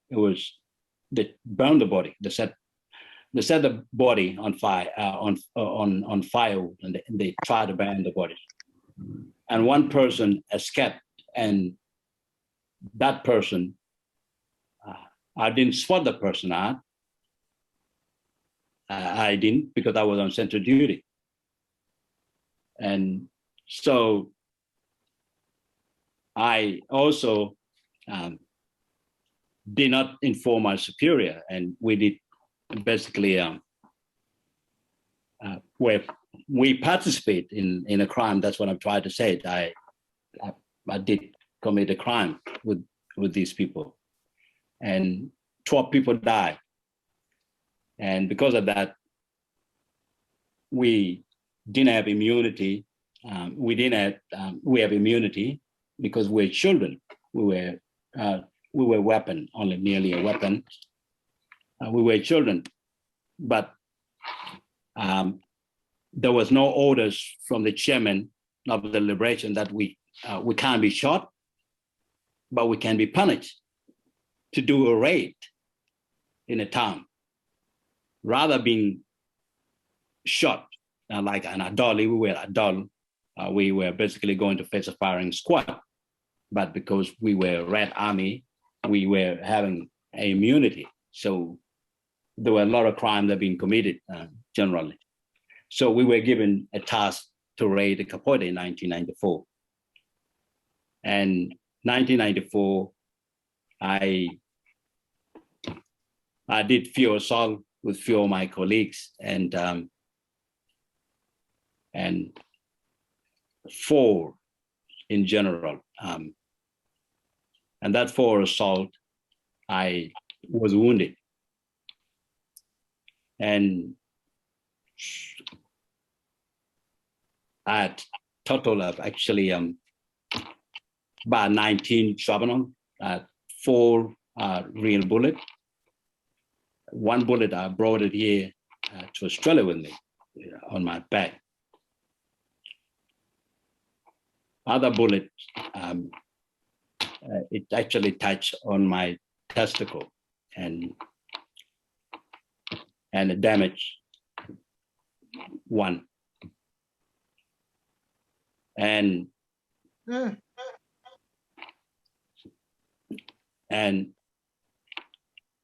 I had then that feeling of not being able to having a child in my head.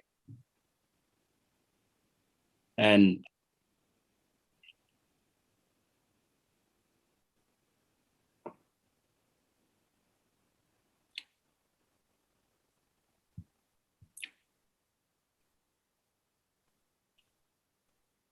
it's I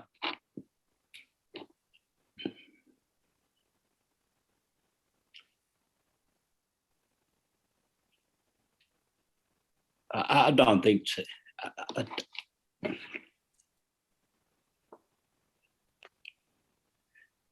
You see, death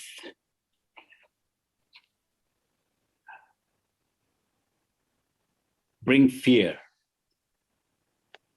and fear bring witness to people's life. And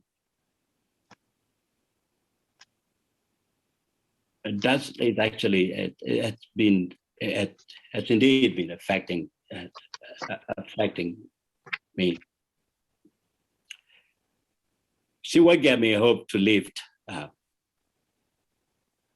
is my mother, because I used to just dream of seeing my mother. I wanted milk, my mother, my uncle, my mother. And it dropped me mad to lose my mind, because there's nothing like your mother. And because of the war, I was separated from my mother for 22 years.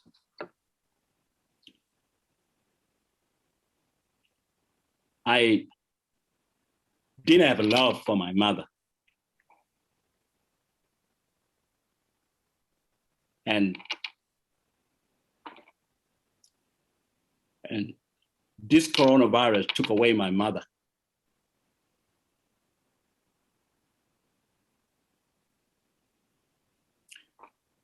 That is a loss that I cannot comprehend.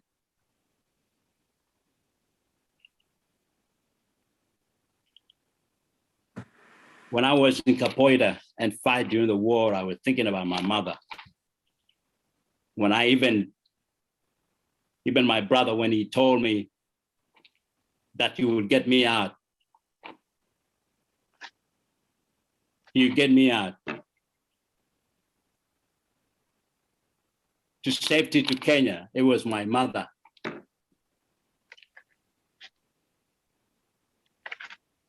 Hopes that I did with my mother, and my mother passed away.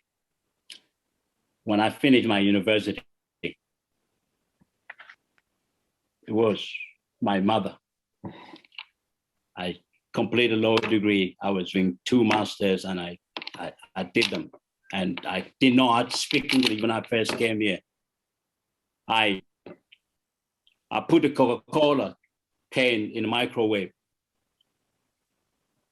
But I was hoping that it's my mother. It's my mother, all right? I'll make her proud. I'll do that. And I believe that my mother, when she died, she left me with something very important, and you should understand.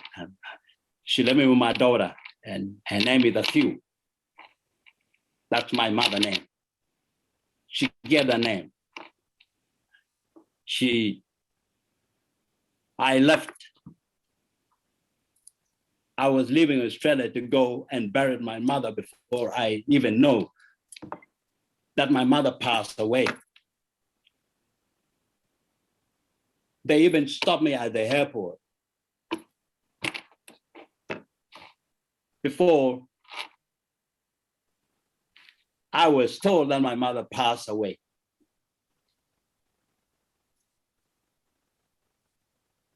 I was at the airport crying that my mother.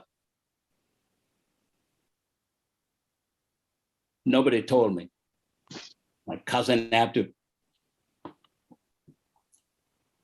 My cousin had to basically ask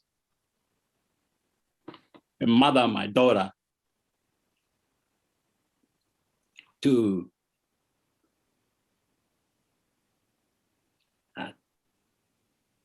come to Melbourne, because he have to do it in cultural way. So yeah, he have to tell me in person because he's directly related to me. So I traveled to Melbourne to be given the news that my mother passed away, and I already knew that she passed away, and I had my ticket beforehand. And when she passed away, I returned back here to Australia and to look after my mother, which is my daughter, to raise her, to give her a second chance, to give her a hope, to be able to, not to be able to start like where I didn't start. I didn't have a foundation.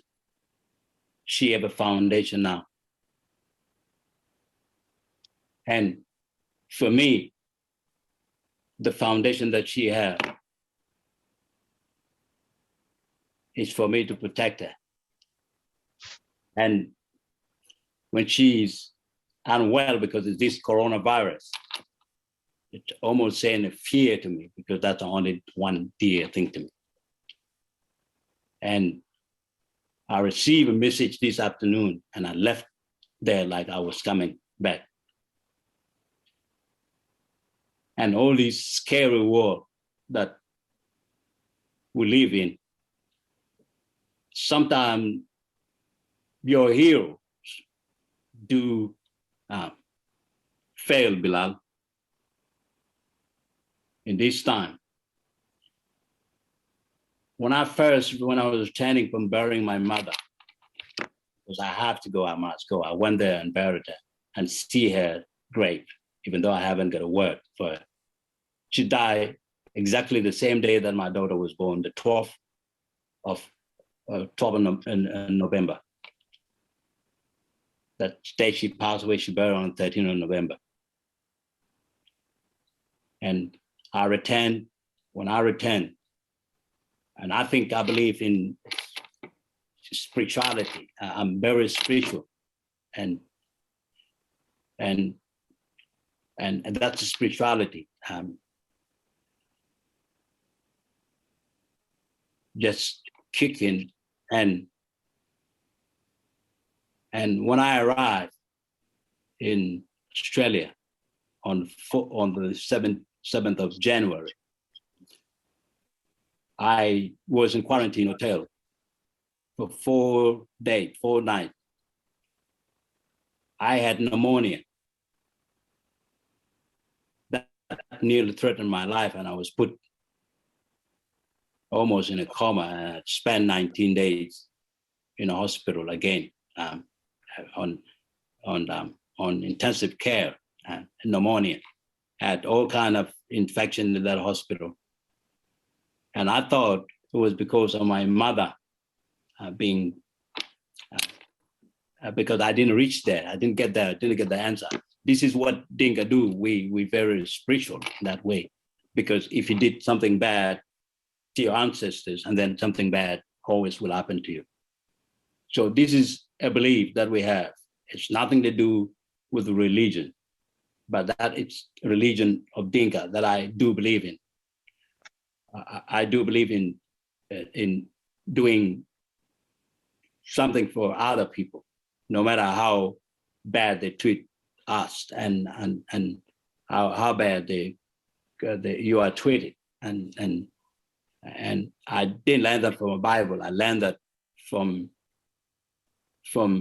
being Dinka at the early age of my life, being taught the lesson, being raised by the whole community, not a broken home.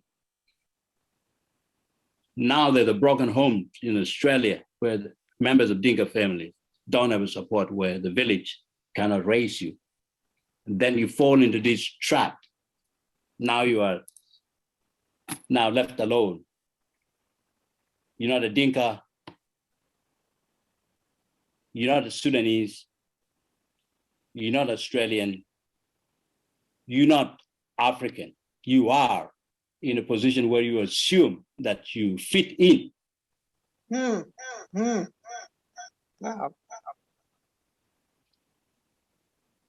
And that struggle become almost what I think people may not see the impact of it. You are alone. Nobody can advise you. You don't have an elder to advise you.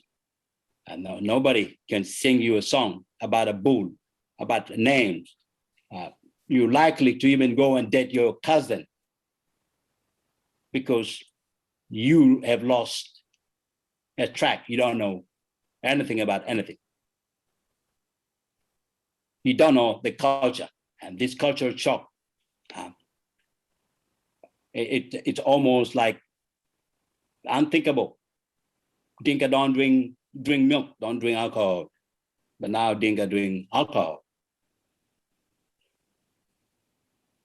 Dinka didn't go to nightclub, now Dinka goes nightclub.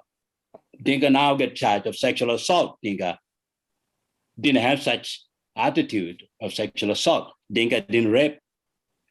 Dinka married properly. Dinka treated women with dignity. Dinka married with cattle to reflect woman value.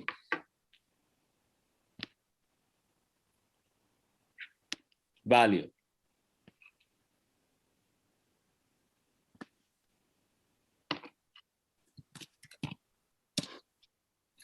Okay, can you allow us to some questions? Yes, I will allow the question. So thank you very much for this short time, and I'm sorry for being late.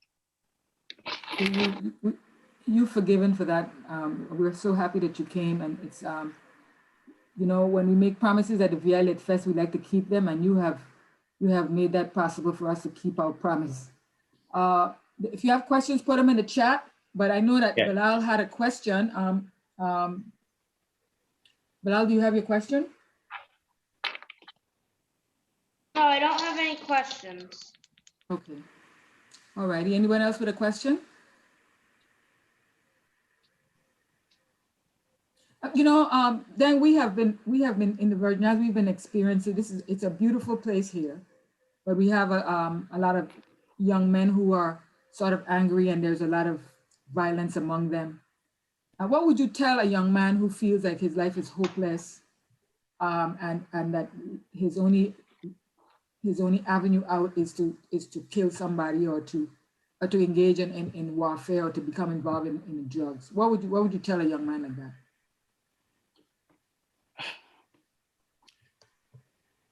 Well, I would tell a young man that if I know the value of my mother, that she was so important, and I was just a young man, then I know how important is my life, how important is continuity of your family.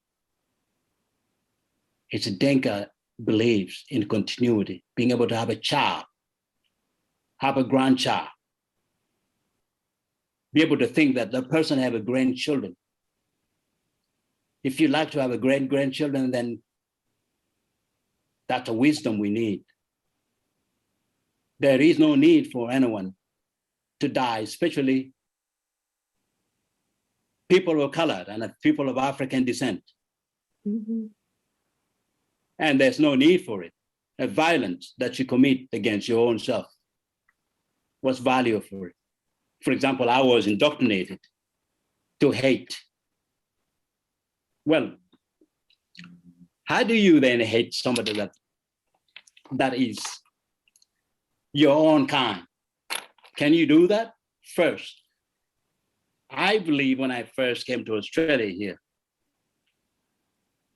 my enemies were Muslim Arabs. If I was trained that way, but no, I wasn't trained that way in Sudan.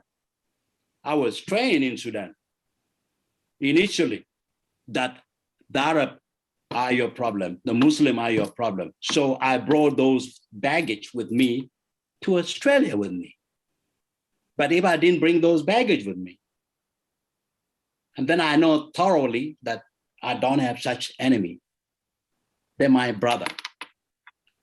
And then you can do something good. For example, I was fighting Muslim in Sudan. And when I joined my foundation here, what I did is the first people to get a scholarship were Muslim. People from different ethnic background. None of them were Sudanese. I don't feel like discriminating others, because that's what Black people don't do. And I know that I will never discriminate that. I will discriminate your ideas, but I will not discriminate you as a person, but your ideas are if they are racist ideas, and then basically I would discriminate that, but Dinka don't discriminate human being.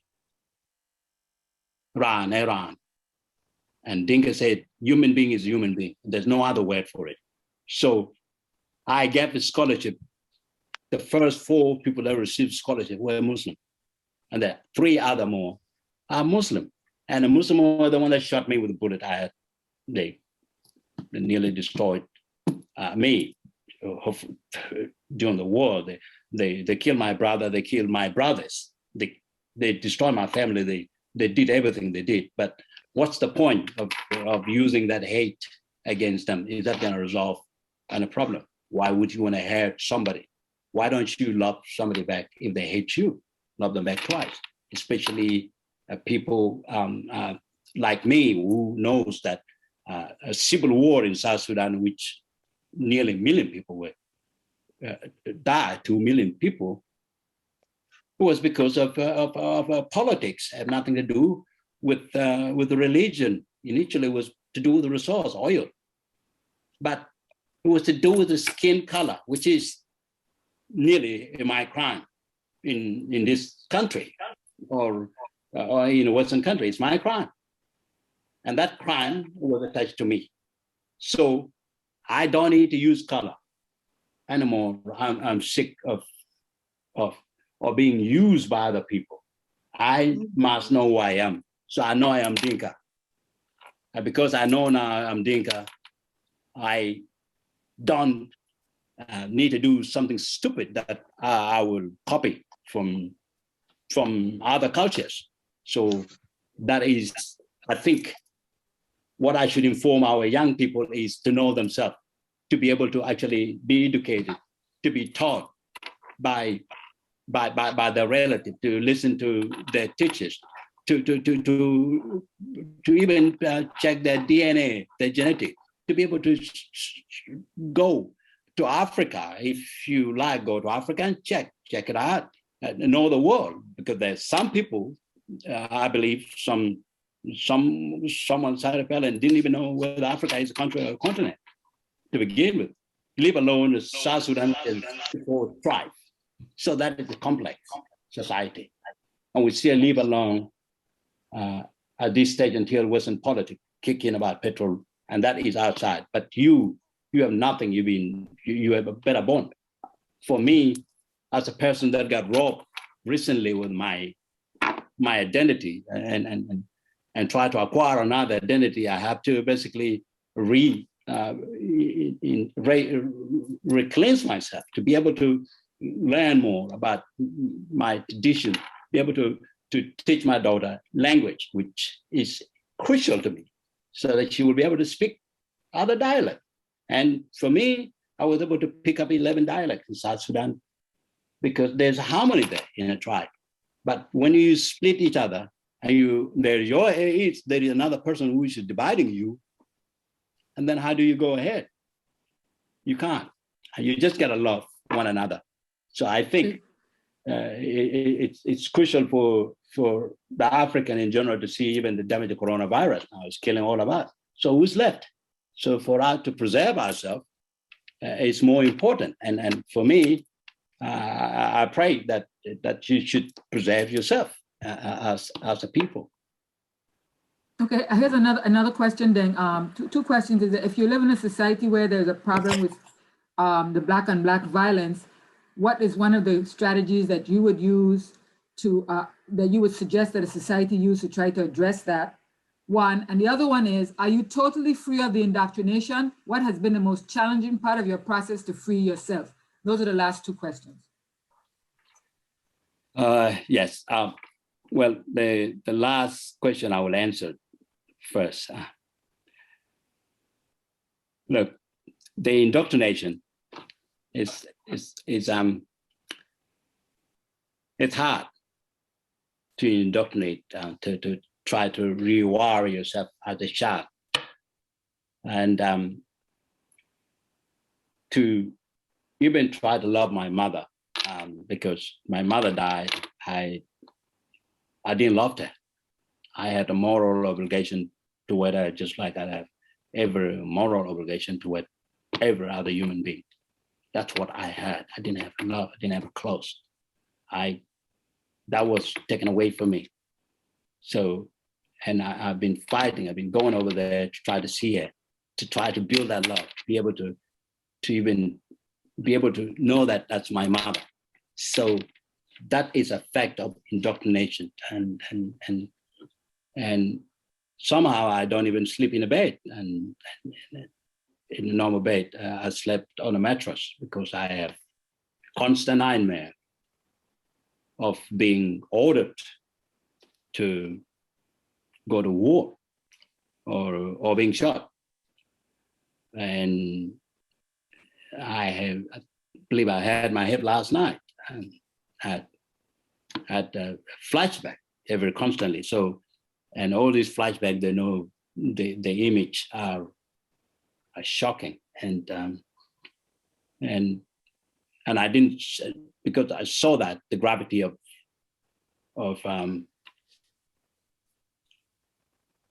those images. I even refused to have a film made because of that, and of course I didn't want to benefit financially from my brother, because he took a lot. He took care of me, he smuggled me out, and brought me to Australia to safety. And even though it wasn't my wish, I still have that. But I did not divorce me from being Sudanese, being able to be related to Dinka, being able to read and write Dinka. So I think that did not affect me there, but it affected me in a way that I don't have a love for a hate, just like everybody have. That is what indoctrination did. Indoctrination, re-cleansing myself. So I did the opposite of that. But I still have effect on me, because I don't hate Arab. I don't hate white people. I don't hate Nuer. I don't hate Chuluk. I don't hate any of them. I don't hate nobody. So how I got that, I think maybe the few times that I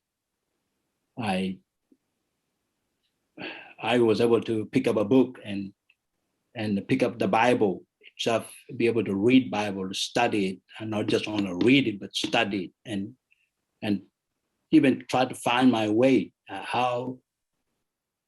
Who am I? Because if other person is, so I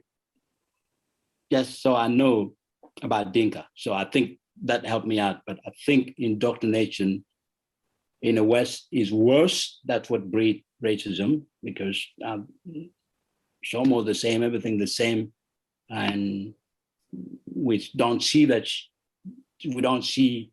They don't know difference between right and wrong. That's basically the life in the West. But we know difference between right and wrong, and you are taught of that. Because I remember when I was jealous because my mother was pregnant, my brother. I took a break, tried to abort the baby, and I was 4. And she tortured me badly. And from there, I didn't do anything bad. So, yes, so I know difference between bad thing as a child. But here, no, it's all about politics. It's about discrimination. Sometimes you could even see it. And that's why I think, in answering the latter question, is when I start my law firm, I decided that I get rid of resume. And the reason is simple, is that if you haven't given somebody a chance, how can somebody have opportunity to start somewhere? So I opened the door for those people that actually don't want resume, that basically don't have anything on their resume, to have a goal, have a fair goal. And that's what I did, to remove application for in resume. So if you are a pair, I'll get you that. If you are a young person, I'll give you that chance to be able to start a new life. So those are little things that I think indoctrination has little effect on me in general, because I know I'm Dinka. I know truly who I am. So I think Black people need to know themselves, and white people need to know themselves. Asian people need to know themselves. Everybody needs to know themselves who they are. Because if you don't know other person, that's why you go and tell them that they look like certain type or then kill them. For example, I could have shown you a film that happened to me just a couple of days ago, or a couple of weeks ago. I was approached by a man who think that I stole something. And I was with my daughter, and he basically robbed me, and he verbally abused me. And when I told the police said, oh, he tried to protect your property. Like, for me? No, those perceptions that do arise. Those perceptions I don't have them at the Dinka. I don't have such suspicion whether somebody is bad or somebody is good. I take everybody on a face value until somebody does something wrong to me. And yes, that is what I think people look at a justice point. And a justice point is basically, you do right thing, you do right by everybody until, somebody give you a bad example, and that's where you have to take a caution. So I believe in that. That's my mother taught me that a few years that I have seen her, and because I think I know her for 3 years, all her life now. And so I think if we have to look at the adjustment in the Western world, the adjustment is the worst things to happen. For example, I was engaged to somebody who's not from Dinka tribe.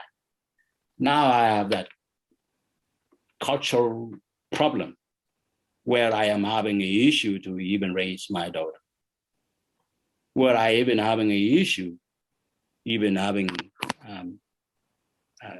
a meaningful Dinka language, my daughter. I create a problem to myself. And all this dilemma that people perceive, it's not about being racist, it's a danger that you actually putting upon your child in a long run. And all these restrictions, all these personal hatred that you do. I think one of our biggest mistakes in life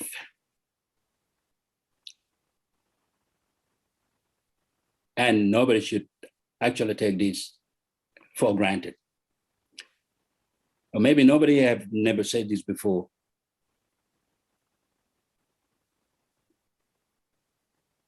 Maybe not. I'm not racist, I'm not against my daughter. I'm not racist, I'm not against my daughter. But it is your my daughter's daughter. mother? Is your daughter's mother's white? Is that why you say Yes. that? Oh, Yeah. okay. Yeah. So I say that in those terms, and I let the wisdom basically interpret that, because it's important. Sometimes language sometimes can be censored, but it is important to say something in Dinka. And that's why I say that I'm not racist against my daughter. I don't hate my daughter. Okay. So That is a lesson that I have learned. We have 2 more minutes. 2 more minutes, and that's Yep. for the That's next what one. I have. That's what I Okay. have. All And right. I think I do wish everybody always wish yourself well, and always try to do well, and forgive one another if you can, but you can't always crave for forgiveness if you can. Sometimes take it on your chin and moved on if you can, and hope I moved on. So thank you. Thank you very much, Deng, for that. We waited and we are not disappointed. Thank you so much for coming and spending the time with us, and we hope your daughter gets better soon. And I hope you will stay in touch with us. We know that the book is available at Undercover Books, and the bookstore bought a lot of those books the year we were supposed to come, and they still have them in stock. So I would encourage folks to go over to Undercover Books and purchase copies of the book. And it's a question. It's a very powerful story, and we, Niaris Benjamin says, very powerful story. Thank you for being so open. Janice Valmont says, awesome, thank you. And so on. So thank you very much, Deng. And you can stick around and come to our other workshops. We're going to be around for the entire weekend. So you can please join us if you can. I know that you're trying to nurse your daughter. So if you have some time, you can always come back in, and the workshop, the festival ends on Sunday evening. So you're welcome back. Yeah, I'm here tomorrow. All right, thank you. I'm here tomorrow. All right, tomorrow afternoon, we're up again. All right, thank you. Yeah, I'll be up. Thank you. Okay. Dr. Combie? I'm on. Okay, you're next. No introduction or anything? Yes, well, we're going to do it. We just want to make sure you're ready. Are you ready? I'm ready. ready For the introduction? Okay, so good afternoon, everyone. I would like to introduce you to my colleague and friend, Dr. Valerie Combie. She has written a number of books. She is a prolific short story writer. She even dabbles in poetry, and she's been at UVI for many decades. She's one of those extraordinary professors that when you come through her class, you have come through. And so I thought it would be a great idea to have her give us a moment on how to edit your work. Dr. Combie, you're on. Good morning, everybody. Thank you, Alscess, and it's a pleasure to be here. I only came in at the end because I was at another presentation, but I did appreciate very much learning about identification and the importance of our identification. Thank you so much. So, where are the students? Well, they're all in here. They're supposed to be in here. Okay. Yeah, they're here. They're here. You can't see all the screen because it's a lot of them. Good. Well, I'm happy to know that. So yes. I wondered, should I just talk about editing any work, or should it be specific? Any work. You can talk about any work, editing. Okay, good. So just for you to know, we have like 40 students from between 6th to 8th grade from one school. And we have students from schools in St. Thomas as well. So we have about 60 or 70 students signed in here. They may have used one name so that they could be in a room and so forth. Very good. Great. Thank you. And I see some familiar names. Hi, guys. Love y'all. Okay. So I did prepare a PowerPoint. And Dr. then, yes? Forgive the interruption, but could you adjust your camera? We're seeing your forehead. Maybe that's deliberate. Sorry. Okay. Yeah, I could adjust it anyway. But I'm going to share my screen.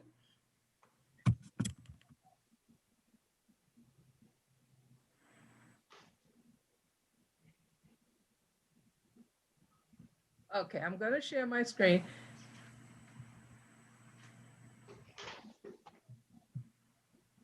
If I can find it. Ms. Combie, there's a share screen button at the bottom. Yeah. And when you click it, then you can choose the file you want to share. It should be your PowerPoint file. Yeah, that's the thing. There's so many windows. Yeah, I'm looking for my PowerPoint file. Make sure. Did you get it? Yeah, I did. Oh. All right, awesome. Wait. I didn't say share. Now we go. Okay, so let me get back. So when we think of writing, sometimes we think writing is the beginning and it's the end product.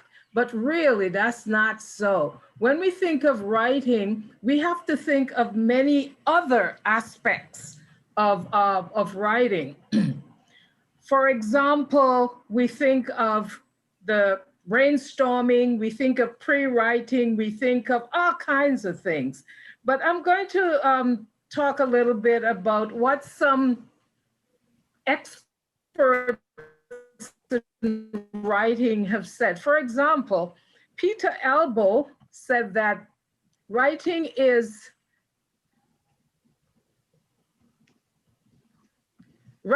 creating, editing is criticizing. So he is clearly saying that there are at least two different aspects to writing. We write where we create, and of course, we know that creativity differs in everybody. And so because we create, then we have to go back and edit that which we have created. Emily Dickinson, who is a favorite poet of mine, she is said to have corrected one word 29 times before she was completely satisfied with the word that she wanted to use in her poems. And several years ago, when you think about it, many years ago, those of you who are about my age or so would remember the Yellow Pages, Crucian Shopper, which was our TV guide as well. And I wrote those articles for a few years. And every week I had to submit a different article. And I realized that if I did not have a deadline, I would be editing over and over and over. It seemed as if it wasn't ready. It was never ready. And that deadline was what made me stop, okay? So I am saying, write freely and then return to your writing and edit savagely. Be your harshest critic, okay? So when we write, we are creating, and so it could be the first draft. And we should always think of the first thing we do as the first draft and then go back. I like to involve my participants in whatever I do. And so I have here an interactive session. And here is a paragraph that I pulled from somebody's writing. And I would like us to look at it and see how we could edit this paragraph. I'm going to read it aloud.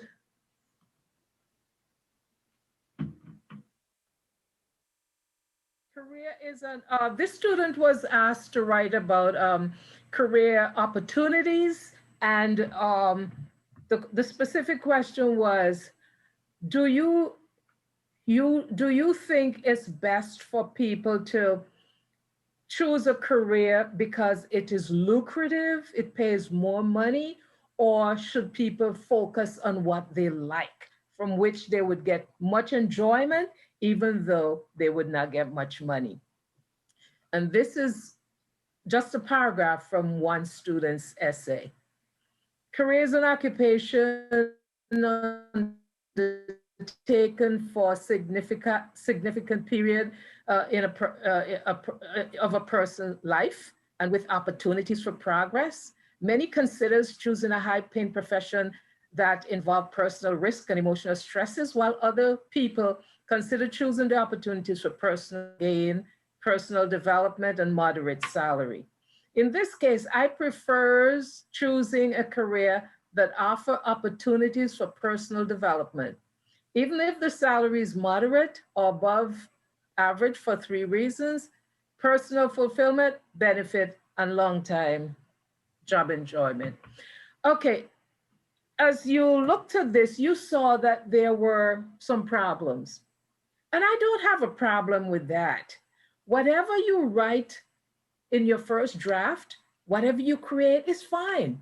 We do make mistakes, because remember that our pens or our fingers try to keep up with our brain, and our brain is going so fast that we seldom, in an attempt to keep up, we skip things and we omit things. That's fine.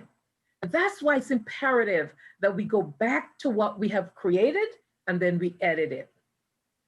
I'm sure most of you have heard of this editor who had an apprentice, and he gave the apprentice an assignment. And the apprentice brought it and said, okay, I'm finished. He said, do you think I should read this, what you have written? Are you confident in yourself that this is the best you could do and I could? Then he said, no, I don't think so. The apprentice took it back. And that happened for about 4 times. And then the 5th time, the apprentice said, yes, I think you should read this. This is my best job. And so that reminds me that editing is vital, vital. Whenever a student puts a period to an assignment and submits it to me, I get very concerned because I know that wasn't edited. I want to see students editing their work. I want to see the cross outs. And sometimes our students think to present a paper, it must be flawless. They must not, and so they would begin over and over again. I don't mind the crossing out. It tells me that the student is working. And so right here, we see there are spelling errors. We see there are subject-verb disagreements. We see punctuation errors. We see so many different things, okay? So I'm going to move on and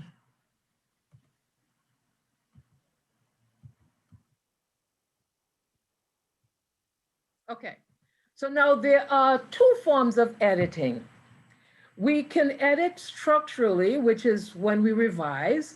And when we revise, we move things around. There may be lack of coherence. This doesn't seem to fit in this section, so I'm going to move it around. And it is so good that we have our PCs or laptops, word processors, so that we can cut and paste, move things around, okay? And then we have to check for sentence structure to see if our sentences are complete, if they make sense, if they're expressing the ideas that we want them to express, and so on. And then there is the mechanical editing, which is editing. We usually refer to that as editing. And we edit for little things, the things that you can correct by just changing a few letters or a word or so. That's what we do when we edit. Indentation.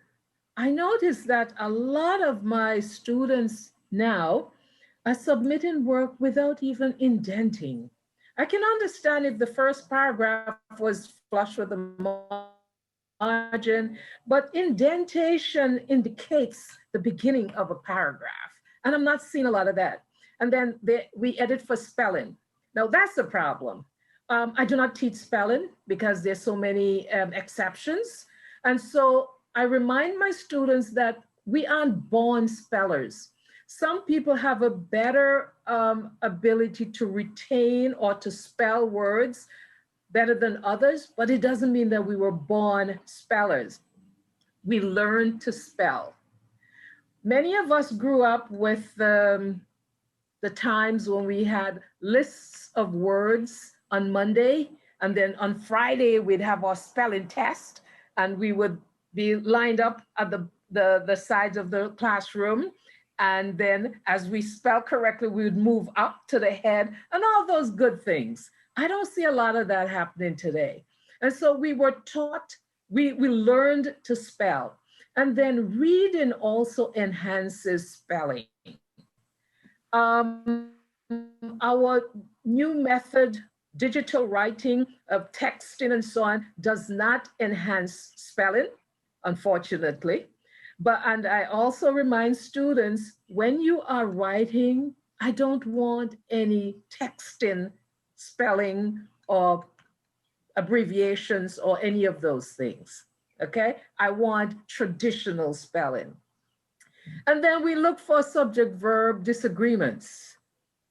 Identify the subject.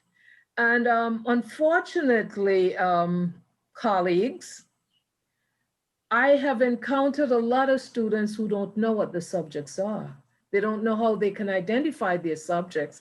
And so it's difficult for them to have the agreement because they don't know what two things should agree. So that's another issue we're looking at. Subjects must agree with verb. A singular subject must have a singular verb and vice versa. And because of verb ends in S, that doesn't make it plural. It's usually singular if it's a regular verb. And then we also are editing for pronoun antecedent agreement. In other words, when we talk about a pronoun antecedent, we're talking about the word that the pronoun is replacing. That word and the pronoun that it replaces should agree in number, singular or plural, in gender, and in person, first, second, or third. Now I'm hearing about the singular there, which poses a problem for me because it will never be singular. It will always be plural, okay? And then there is capitalization. We're seeing a lot of proper nouns that are not being capitalized, and we are not having capital letters to begin sentences and so on. And punctuation. Punctuation marks are not being used appropriately or correctly. And so those are things that we're looking for when we edit, and those are things that we should pay specific attention to. So here are some tips for editing. Whenever we create, remember Elbow's statement, when we write, we create, we should allow some time between our creativity and our criticizing. We call that, we should let our writing incubate. If possible, we should leave it for a little while, let it sit there, and then we get back to it. That's not always possible. For example, when a student is writing on demand in class or in an exam, there's not that time, you know? And so I usually encourage students, just allow yourselves at least 5 minutes, at least 5 minutes. So after you have finished your creativity, your creation, you put it aside. Don't go to sleep, but for 5 minutes, just put it aside and then come back to it. You have cleared your mind a little bit. But if we allow it to incubate for about a few days, a week, and get back to it, we're coming with a different mindset. And so we're going to look at it quite differently. And then we'd be able to see our errors more clearly, okay? So take a break from the writing. And then after that break, reread what has been written. Reread what you have written. And many times when I say, man, did I really write that? It's, of course, it's my creativity. And so I need to go back and edit it. And then, so start editing structurally. Start looking, okay, does this sentence fit in well with this sentence before it? Should this follow it, or should I move them around? And so thank God for technology, I can do that very easily. Just cut and paste. Or I may need to add a transition. I may need to do something to make it cohere, and that I can do. And then I could also look at the paragraphs. Should that second paragraph follow the first, or should I put that second paragraph after the third paragraph? And so we move things around so that the idea flows smoothly and the whole thing coheres. And once we have edited structurally, we could start editing mechanically. And that's where the little things come in, just putting a comma, removing a comma, and putting a semicolon instead, because we have two independent clauses, and we cannot put a comma alone to join two independent clauses. We have to put a comma with a coordinating conjunction or a semicolon and all those good things, okay? So there is a thought process that becomes involved. And those of us who write on a regular basis realize that after a time, we don't start thinking about what we should do. It comes automatically because the process has been established, and so we now just follow it. It's like automatically, like routine, okay? Okay, so I have something else I'd like to share with you. So I'm going to stop sharing this, and then I'm going to pull up something else. Share screen.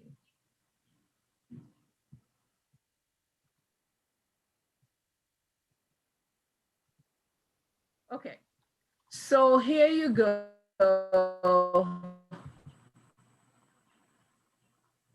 This is a few minutes of creativity. The pandemic has had a very negative impact on many lives. At first, I thought being at home would have been so much fun. Little did I realize that I would have been unforced to be socially isolated. See a problem there already. After several weeks, I started going crazy. When will this thing end? Question, when will life return to normal? What will become of us? I'm now depressed. I can't socialize with my friends. I can't visit my Grammy. I can't leave my home. So I decided that I should do something with my life. I decided to write a story. It was a clear, cool moonlit night, and I was out looking for it. I decided that it was clear enough for me to see without switching on the light. But I discovered that there was a patch of shrubbery that shut out the light, and I believed that the book could have been hidden under the bush. Here we have a book, but first it was referred to as it. And this is where we are having the pronoun before what actually antecedes, what comes before it. So that, of course, is an issue. Then I heard a voice, and looking up quickly, I saw a shadow. It was my mother. She had seen me when I left my room, and she heard the sound of the door, which I thought was soundless. Why are you out there? My mother asked. I'm looking for something. I said dismissively. I didn't want to be bothered. I just wanted to be alone.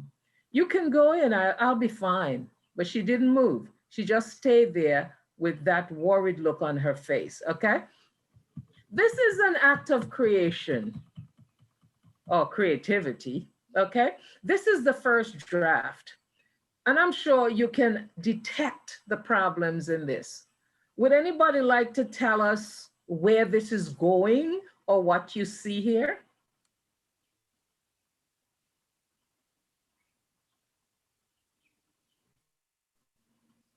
Do I have to stop sharing for you to answer? No, we can see the responses in the chat. I think there's one. Okay. Okay. Someone asked press editor. Is she the press editor? What's that? What was it? Somebody asked,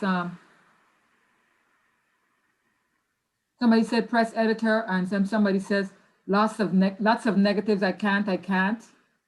Okay, good. Yeah. Okay. And of course, we have punctuation issues, and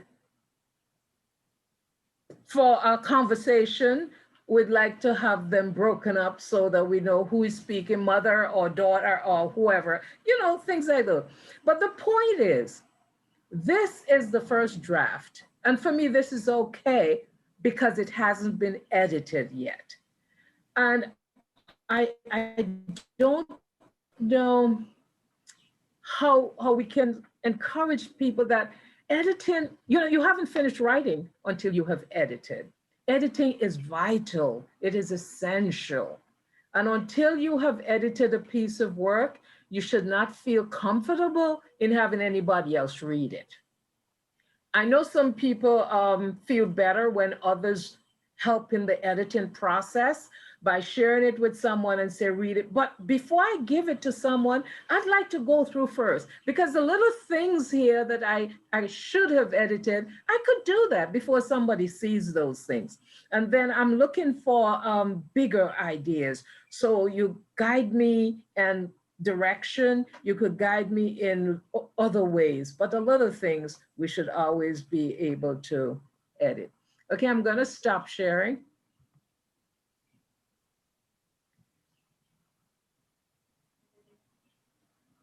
And the final boxes on my PowerPoint were conclusion and the opportunity for questions or answers. So editing is vital. Be you a student or a professional writer or whoever. For example, I just read a book about the war, and some English people had gone to France to work as nurses. Some English women had gone to France to work as women. This is the Second World War.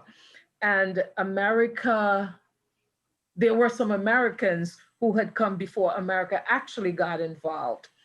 And Ernest Hemingway was there. And one of the ladies had her salon. She opened her salon. So some of her friends who were writers came, and Hemingway, and he was explaining the process of putting out a good piece of work, and of course, editing. And Hemingway, and he talked about his trash bins, how they were filled with all the things that he threw out. After each one, he didn't feel it was good enough. He threw it out and started all over again. And so some of the classics that we read were not first attempts. Some of them had gone through many iterations, some of them, but we know they were all edited. And so if you get nothing else, remember, anything you write, even if it's a note on a Post-it, anything you write, edit it before it goes to someone else, because then you are showing your best work until you have gotten to the place where you can revise what you have done, but at least you have done the initial things, you have edited it. And so now I would entertain your questions. Dr. Combie, there is one panelist said, this is a great first draft, and so much can be done with this in terms of bringing in with colors and smells and feelings. Some negatives are okay, however, bringing in positive results or experiences that can be brought to the reader as the story continues. Thank you, exactly. And you know, just listening to you read that, it reminds me of a good friend. He was a friend of many of ours, Marvin Williams. Right. Definitely. When I wrote, that's what Marvin did for me. Marvin and I were office mates. And so he always encouraged me to write, and then he said, where's the conflict? Where's the color? Where's the, you know, and those are things that I really enjoyed working with Marvin. Yeah. I remember him very fondly too, you know, and I feel good to know that I'm trying to keep his memory alive as a Caribbean writer. Mm-hmm. Okay. Is reading my work out loud a helpful part of the process of editing? Yes, for some people it works, but you see, the problem is when you're confined to a room, like as in an exam situation or class situation, you cannot read out aloud. And so that poses a little, but when you're alone, yeah, because some people have said to me, oh, I hear my mistakes, you know, and that's because they were reading aloud. Yeah. Is reading my work out loud a helpful part of the no? Are there writing groups that can be started as a result of this festival to the Caribbean Writer too? We do have a writing group. The question is, so edit before sharing? That was the question. So you're saying I should edit before sharing? I would, yes. Of course, when I talk of editing, I'm thinking of the minimalist view as opposed to the structural, where we're doing mechanical. Basic things. When I edit, my second reader should not see my grammatical mistakes, my spelling errors, those things. Those things should be edited out before I share. Because when I share my work, I want you to tell me, like this person, give me the colors, show me how I could enhance this character. Help me to build this character so that this character becomes multidimensional instead of just single, those kinds of things. Yeah, I still do agree that, yes, I would edit before I share my work. Yes. Dr. Combie, this was fantastic. And I was not disappointed. As usual, you are the superstar in this area at the university with your courses in literature and all the work you do in the community. So you know how I feel about you and your work. And so I'm glad you were able to share yourself today for this little time with this group. And I will be calling on you again. Thank you, anytime. Alscess. Yes? Can I ask a quick question before she leaves? Sure, certainly. Dr. Combie, Ronald Hewitt, how are you? Fine, how are you, Mr. Hewitt? I'm hanging in. Good, I have good. a question. I have a question more for my AP students than for me. When you're writing for an exam and you have to write fast, should you edit as you go along, or should you write the paper and then go back and edit it? You see, that is a problem because it depends on the person's mindset. For me, I have to write the whole thing, then I go back. And I encourage students to do that because each time they stop to edit, they're breaking their concentration. And yeah, so, I normally teach them that way, but I was wondering if that's the right way. well, I don't know if it's right, there's a right and wrong because people work differently. Because somebody may say, as I stop to edit, I get new ideas. It works for some people, but it doesn't work for me. And so I have to do the whole thing because that's how my mind works. I do the whole thing and then I go back and I edit after. I edit after because it's just like spelling. I always advise students, don't stop to check your dictionary for the spelling of a word. Just underline it and move on because then you're going to break your concentration. Thank you. There's a question here, Mr. Hewitt. The question is, Mr. Ronald Hewitt, may I ask whether you are the brother of my Aunt Laurel Hewitt Sewer? And I responded, yes, he is Laura's little brother. Was that correct? Absolutely.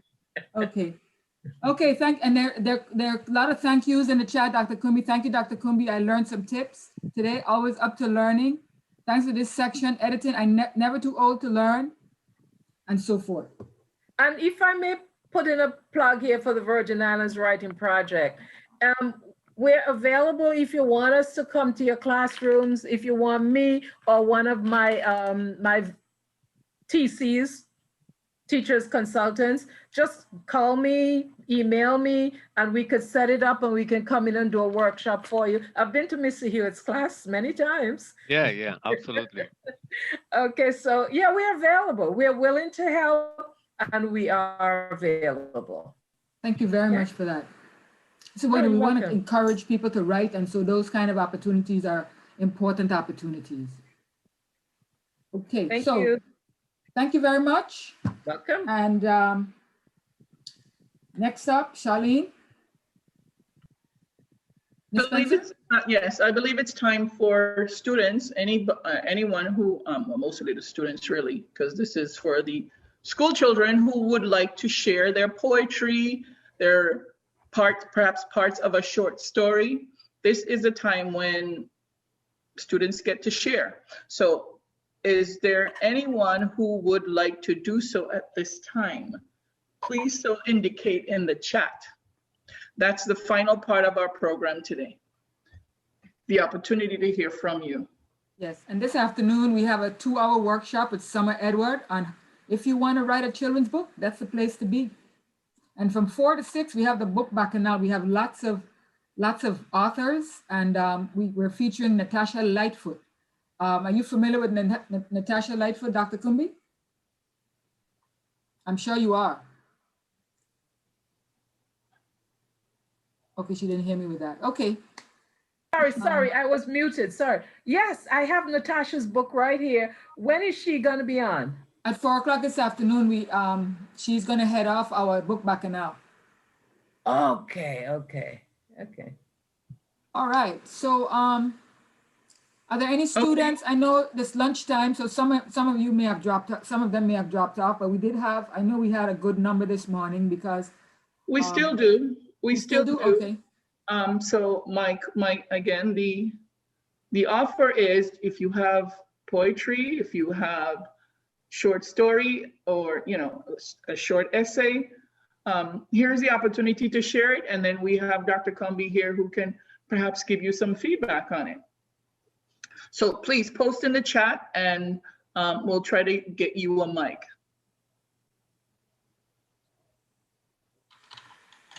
Be brave now.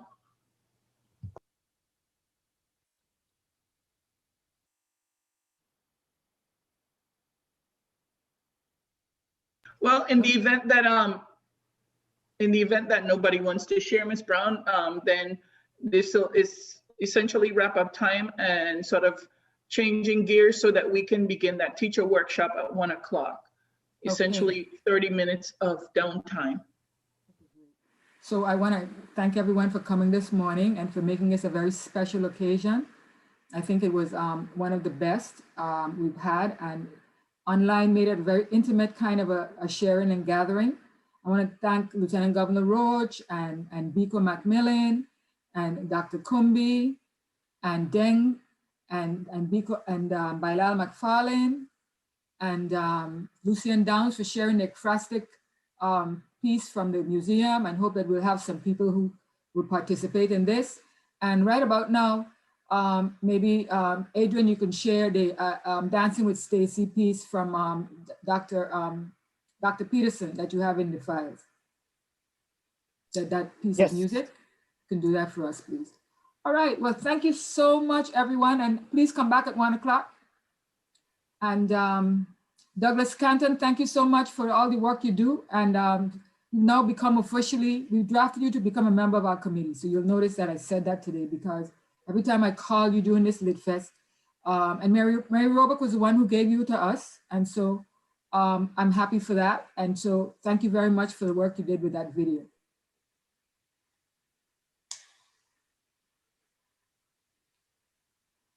Okay, and Carlos Sua says, thank you so much for this experience. Okay.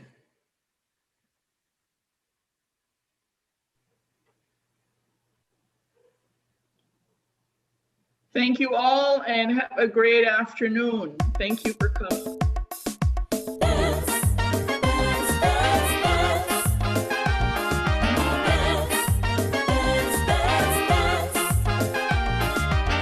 Dancing with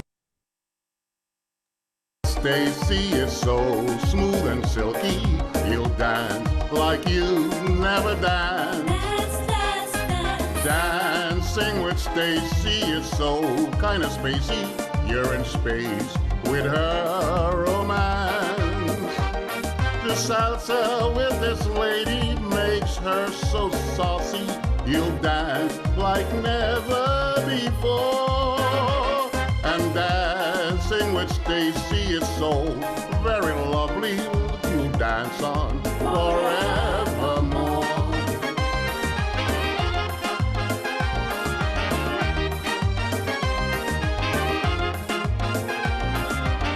Dancing with Stacy is so very crazy. She'll take your breath away. And dancing with Stacy can make you so groovy. Her touch have you in a sway.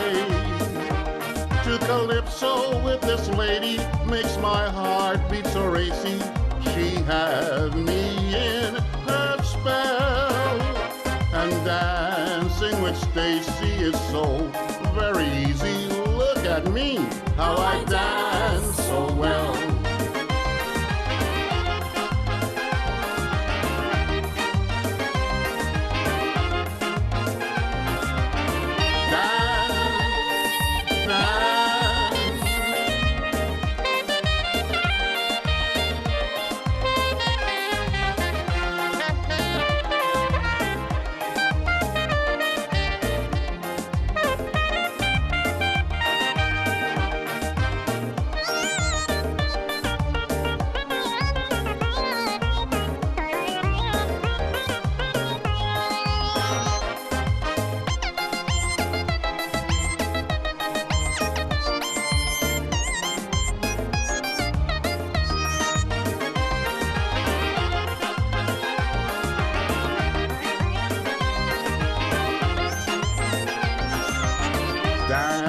Dancing with Stacy is really as lovely as the sun on a sunny day.